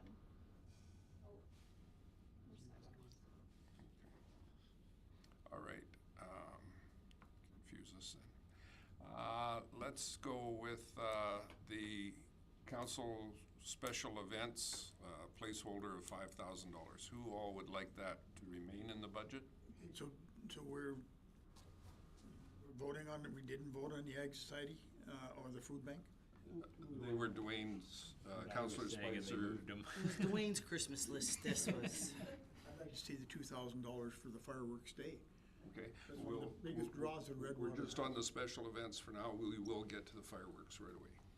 And the eggs and the food bank, so. The yellow ones indicate the ones that were there prior to the voting process. So who all would like to have the council special events pocket of $5,000 remain in the budget? Who I all- would. You would? Okay. Who all would like to see it moved? Okay, that one moves. The FCM hotel costs, commuting versus hotels. Who all would like to see that remain in the budget? Who all would like to have that moved? Connie? I'd like to see it remain as long as we're commuting. Okay. That moves there, okay. Ag Society fireworks, the $2,000.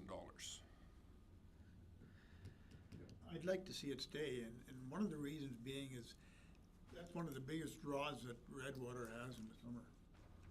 And we know the prices of everything has gone up. Anybody else? Who all would like to see it stay in the budget? I think we should, and we should, does the Ag Society or ourselves get donations or funding from some of the industries? That's all up to the Ag Society for the fireworks. Okay, so, like I think it was Mel that said that, this is the biggest draw in the summertime. Okay. Anybody want to have that moved out of the budget?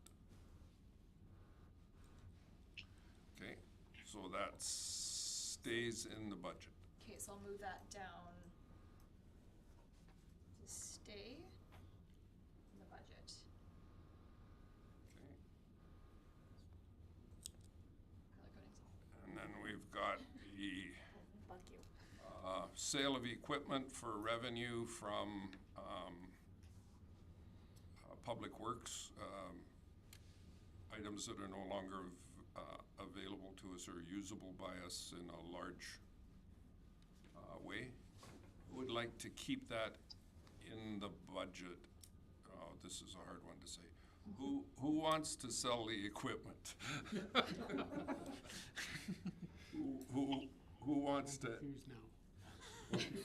So, are we keeping it in the budget or are we removing it from the budget? So I know the 5,000 is deceptive, but it's going to reduce the taxation increase because it's an addition to revenue. So I guess the wording is like, who wants to keep the inclusion of this revenue item? Do you want to budget for the revenue or don't you?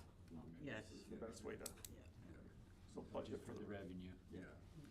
So, okay, Connie, keep it or get rid of it? Get rid of it if we have no use and it's just gonna be a thorn in our back. Okay, Budget for the revenue. so that stays there, and then this, the library grant, their budget of 3% increase. Who would like that to remain in the budget? Added to the budget in this case. Yeah. Added to. I would. And nobody wants it removed, so that stays in the budget. Right. So now we're Next is the food bank donation. Who would like to keep the food bank donation in the budget? Who all would like to remove it? I'd like to remove it. Okay, that moves up.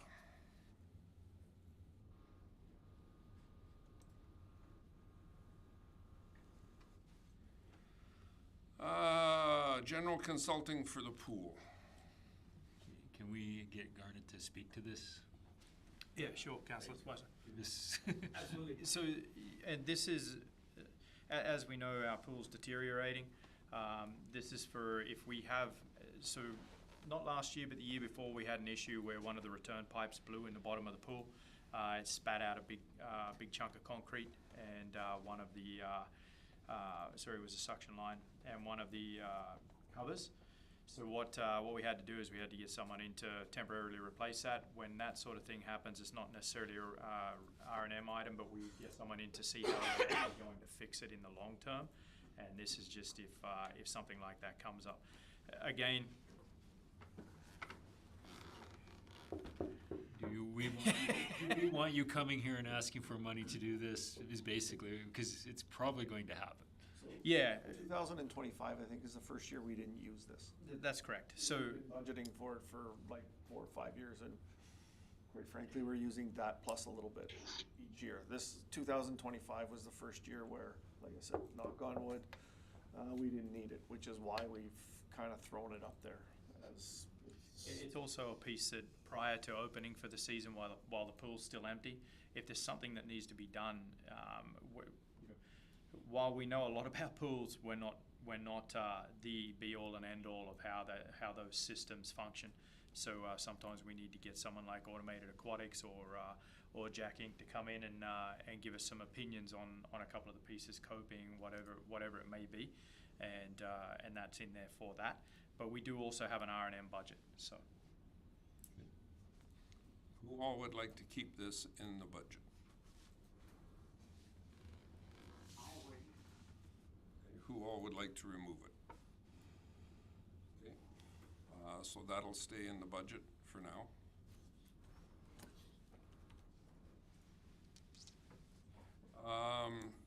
Salaries and benefits, COLA, at 1% rather than 1.7. So can we debate this one a little Yeah. bit? Oh, yeah. I'd like to see it more than 1%, but not 1.7. So somewhere in the middle there. I gave it 1.5 would, I'd be okay with that. 1.5, sure. Sure. Councillor Butcher, the suggestion from the table is that this look at 1.5 rather than 1.7. I'm okay with that. Okay, so how many would like to keep? she's got to do math quick. So how many would like to keep this as a budget item at 1.5%? Okay, that's good.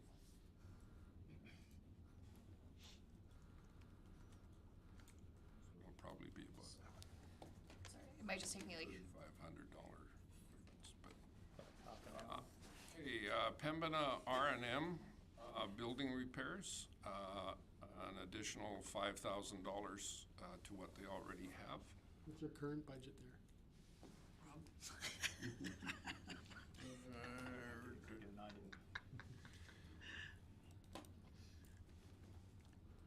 We're gonna, Pembina, please? Down the place.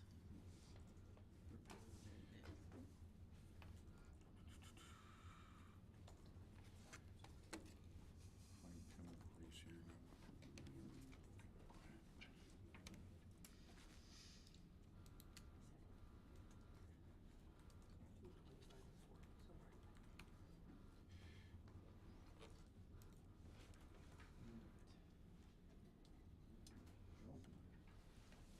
Scrolling through the 50 slides that Garnet had. R&M is at 40,450. That includes the rank of this plan. Correct. Yep. That's not a lot. That's just the building equipment repairs and maintenance is an additional 12,800. Separate lines, but. Where finding those numbers? Off his spreadsheet. Yeah. So the question is, who would like to keep the, where did we get to here? Oh, the R&M building repairs in the budget. Who would like to have? You would? Okay, and who would like to remove it? Okay. And I would have voted for it. All right, so Stay or go? that in the budget. remains in the budget.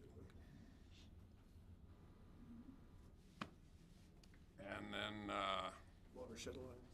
The Watershed Alliance. Who all would like to keep that in the budget? And who would like to remove it from the budget? I'd like to remove it. All right. So that's the list. You can remove your membership to the Legion as well, that's $45. And you under budgeted because it's 50 now.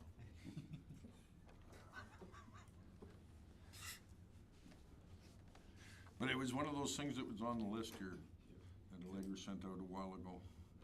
Sorry, so it was a COLA increase to 1.5%? Yes. 2% reduction. And then, Hemina RMN was staying in the budget, Yes. It wasn't, and Watershed was out. Some notes on that line too, though. So this is where we're at right now, 5.36%. So we're getting close to the 5%. Which was the salary one. $5,000.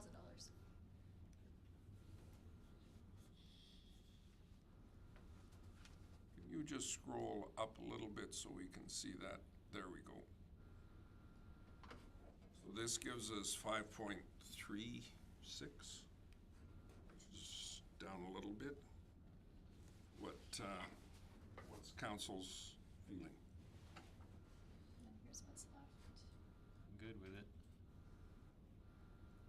I'd like to see it brought down some more. What recommendations might you have there? Well, the only other one is, we've already talked about it, is losing $25,000 out of the sidewalks.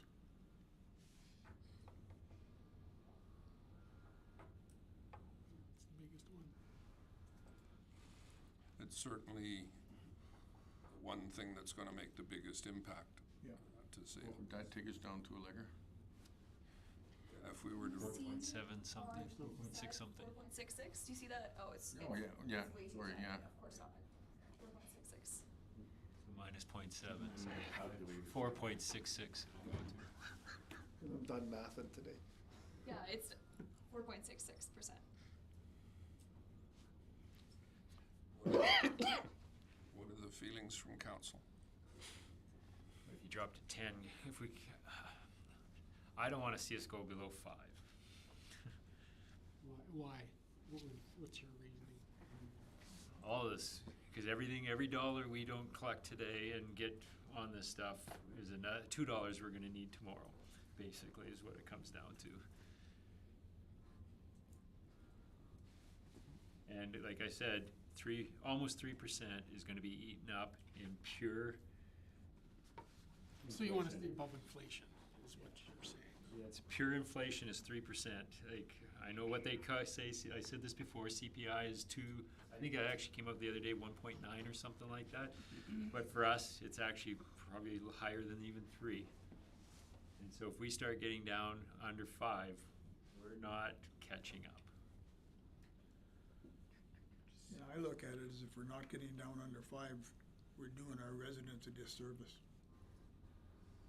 We may be doing them a disservice today, but we're gonna do them a big disservice down the road. And that's how I look at it.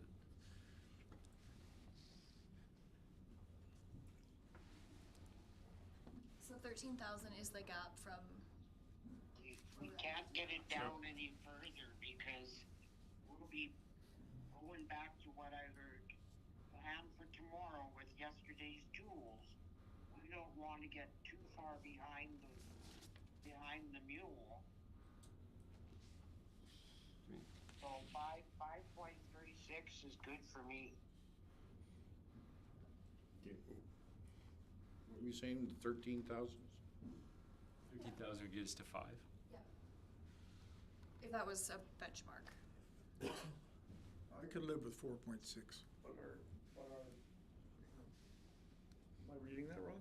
We didn't change that salary and benefits number. Yeah, so Yeah, that's this all was it just the was. original one. I have it up here at the salaries and benefits, 1.5%. Okay. So it's just here because it's not included. There's no consideration. I'm gonna put it as red. I'm actually just gonna hide it. Sorry, it just confused me. There.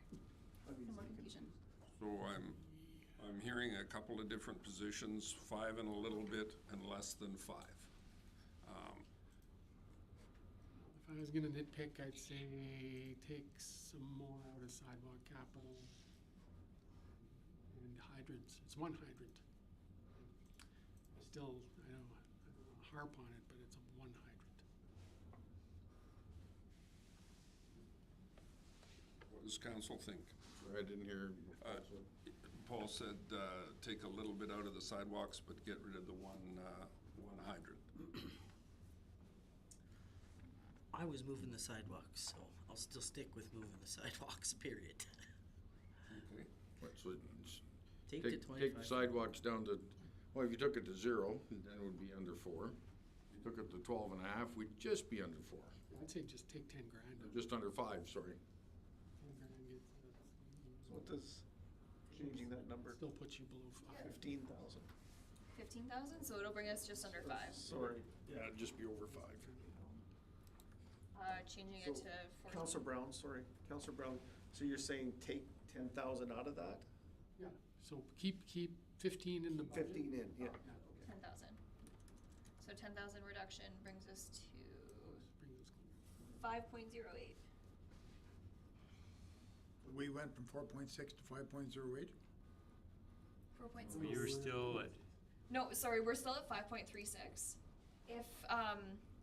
If we didn't have, if we were removing sidewalks entirely, so it would be the 5.36% less the 25,000, so less the 0.7 would bring us to 4.66. But Councillor Brown recommended possibly just reducing it by 10%, 10,000. or 10,000, sorry, which would bring us to 5.08%.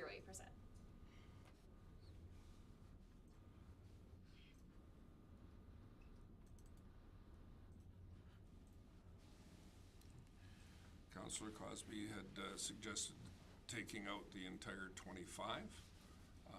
And you had said also the $6,000 for the fire hydrant, correct? Yeah. What happens if that 6,000 comes out? well, I agree with Councilor Brown, it is one there, but that takes one fire hydrant off our staff's to-do list, which could mean quite a bit for them down the road the next year. So I agree, but I think like that, I think the replacements, you just gotta think a little more strategic about the replacements then, right? Go ahead. If I may, Yeah. we can live without the hydrant. Confab here. We just did a couple of conferences here. You see? But I will just add, sorry, boss. I will just add a little a point of interest. Is anyone aware of how we keep the internals of some of our hydrants functioning? Working them. Open to Sounds like you know, boss. We pour Coke in them. We pour Coke in them because Coke is corrosion. Coca-Cola. Yeah. Whatever you'd like to We'll call have it. people tearing But, hydrants apart. So, just a point of note, there is a few that we do that with, but again, it's still functioning. So we can live without it. Just thought that was an interesting point that council might like to know. So, if Mr. Mayor, members of council, I'm sure you guys did the math. So if we move the sidewalk capital to 15,000, so reduce it by 10, and then get rid of that one hydrant, I think we're at 4.68. Because we get rid of 10 plus the 6, so you get rid of 16,000 between those two. 491. 4.91. She's still got 25,000. No, she Taking minus 10. the 10 up top. So leave it at 15, right?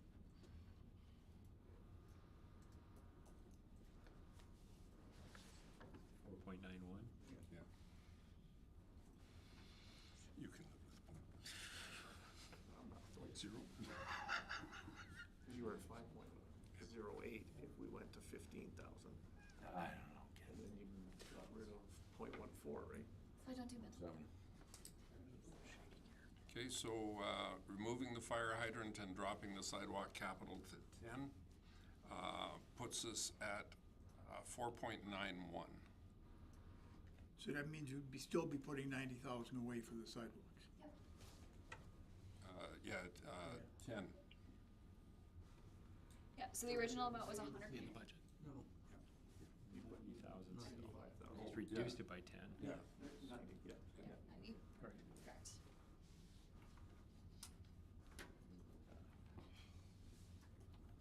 So 4.91 then? What does council feel? Is it 90 or 4.91. were you looking at 90, Paul, or were you looking at 85? No, that's right. Okay. Just confirm. 75,000. I can live with 4.91 if you guys can live without a hydrant. No, I'm okay with Councillor that. Smith? Yeah. I'm on your page. Yes, I can live with it. There's still conversation to be had.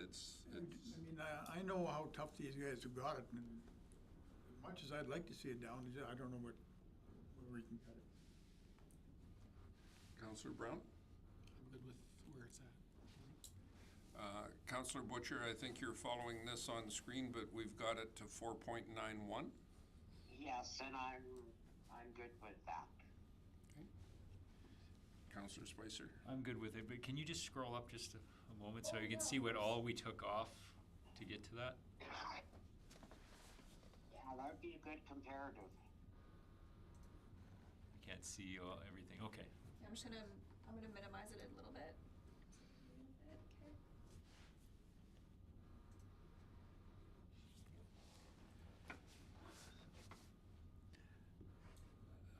I can live with 4.91. I'd still like to see us give as many tools to as our staff as we possibly can. So I'm not happy with all the cuts, but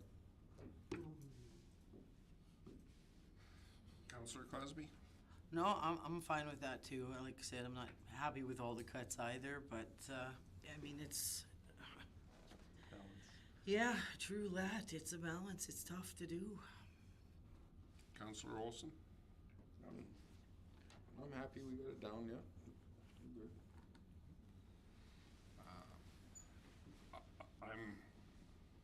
I'm disappointed with the 1.5 on COLA. I think it should be 1.7, but I can understand why it's necessary to pair as much as we can, but we need to make sure our staff are looked after because that will cost us in the long run dearly. And I've been on record before, and I'll be on record again. We have an absolute great staff, and that's just my opinion. Yeah, I don't agree, Mr. Mayor. I'd love to give them 10%. Sorry? I'd love to give them 10%. I think I think it's a good compromise. Yeah. Fits. And like I say, I can understand why finalizing a budget is not going to be easy for anybody, any group, any council. But at the same time, I wholeheartedly support Councillor Spicer when he says it's going to cost us tomorrow because we've had that conversation at this table. If they hadn't have done what they did 45 years ago, it'd be easier on us today. So let's not be that 45 years ago down the road. But this is a great start, a good start. Does council wish to have a discussion now with regards to the utility rates?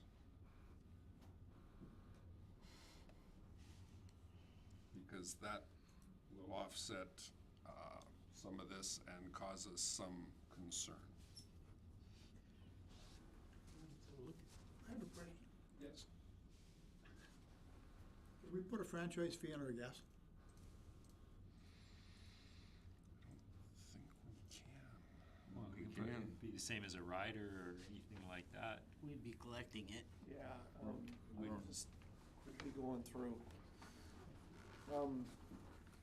Mr. Mayor, members of council, I don't think it would be called a franchise fee. It would have to be some type of an additional rider like we do on our water rate. And it would have to be for a specific purpose, right? Right now, we're adding,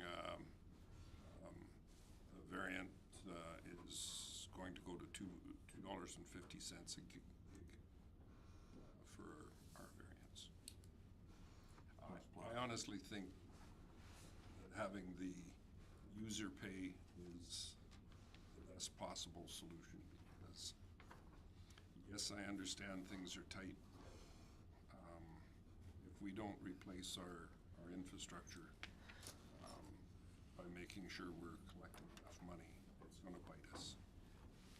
We've seen, and you've told us that we've seen a reduction in our use of water, we've seen a reduction in our use of gas. And so if we don't have these increases, that revenue's gonna fall off even faster. And it's gonna cause us a lot of problems, because it's gonna cost the same amount, in fact more, to actually replace and repair any of these lines. So, like, having double-digit rate increases on this could be not far in the future, and serious subsidy or tax money having to catch up. Absolutely. I'd just like to add to that, sorry, Mr. Mayor, if I may. Yeah. That our utility loss rate is, last year was 2 point something, was it not? Yep. Yeah. Which is well under auditing rates. So the loss, so the reduction in revenue that we're seeing isn't through loss. That's the one thing I just want to put out there. So just to ease those questions in your mind, our loss is quite good. Yeah, and it's excellent. Credit to you and your staff, all the guys doing that. 'Cause that's a major undertaking, especially water. We've heard as high as 50% some communities are losing water. So, what I want to say too is, I've lost my train of thought. Yeah, I'll get back to it. I forgot it. Mr. Davison and I had a conversation, I'm gonna go a week ago probably. There was a news report from a major city in the south of the province. And their water loss over the last 10 years was absolutely astronomical. They had thousands and hundreds of thousands of liters of water disappear out of their system. And as much as I hate to say it, that means the consumer was picking up that loss, that negligence. And you can credit to the guys, because I know they work hard making sure we don't have any groundwater and stuff like that. But for an organization to have that magnitude of loss and not worry about it, crazy. Remember my point now. The other is that the user's ability to control. I know when it's 20 below, 40 below, you got to have the heat on. We have control over how much water we use. If we catch rainwater to water our gardens, all that kind of stuff, we have a bit of control in that. And that's partly why we've seen our consumption of gas and water go down, and probably will continue to go down. So at least in that end, they're in more control of it.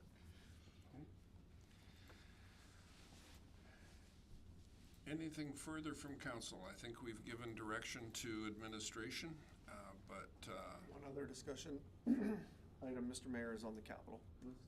Make sure that even though it's all funded, council still has to, There was that one that wasn't funded. the road, Was it the road? Yeah. I can't remember now. the intersection. Yeah. 300 something.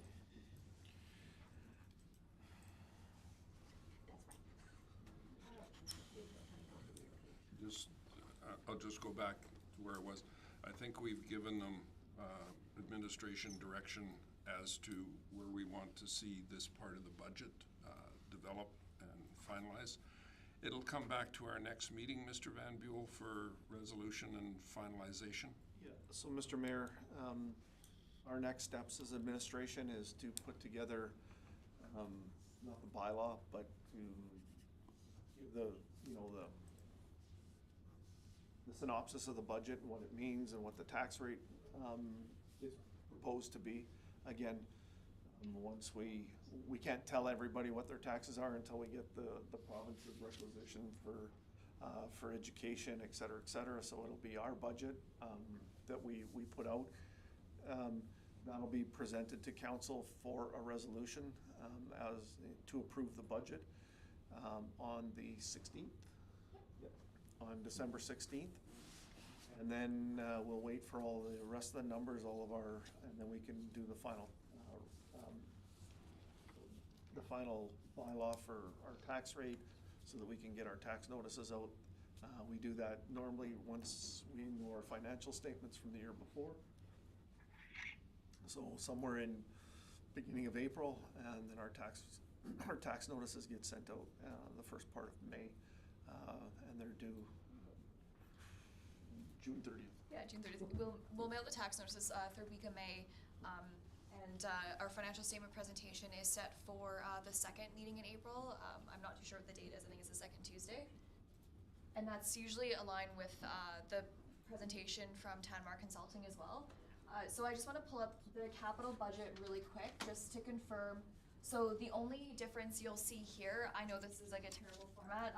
There's been no changes.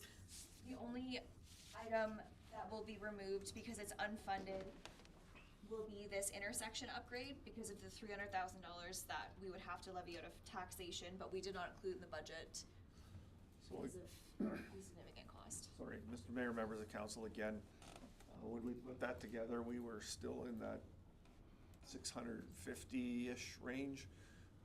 As I mentioned to council at a previous meeting, that number came in at 925 as the low, so in order to fund that project, we gotta add another probably 300,000 onto that. So that unfunded portion is 600,000. Unfortunately, I played telephone tag with a gentleman from Transportation Economic Corridors here over the last, unfortunately, he called me on last Friday while I was crossing the border.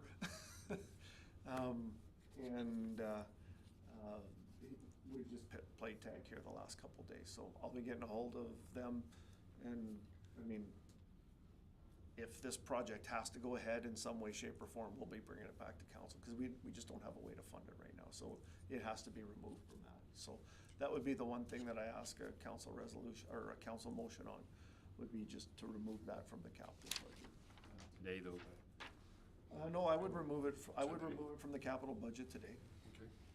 I'll make that motion to remove that 300,000 unfunded from the capital budget.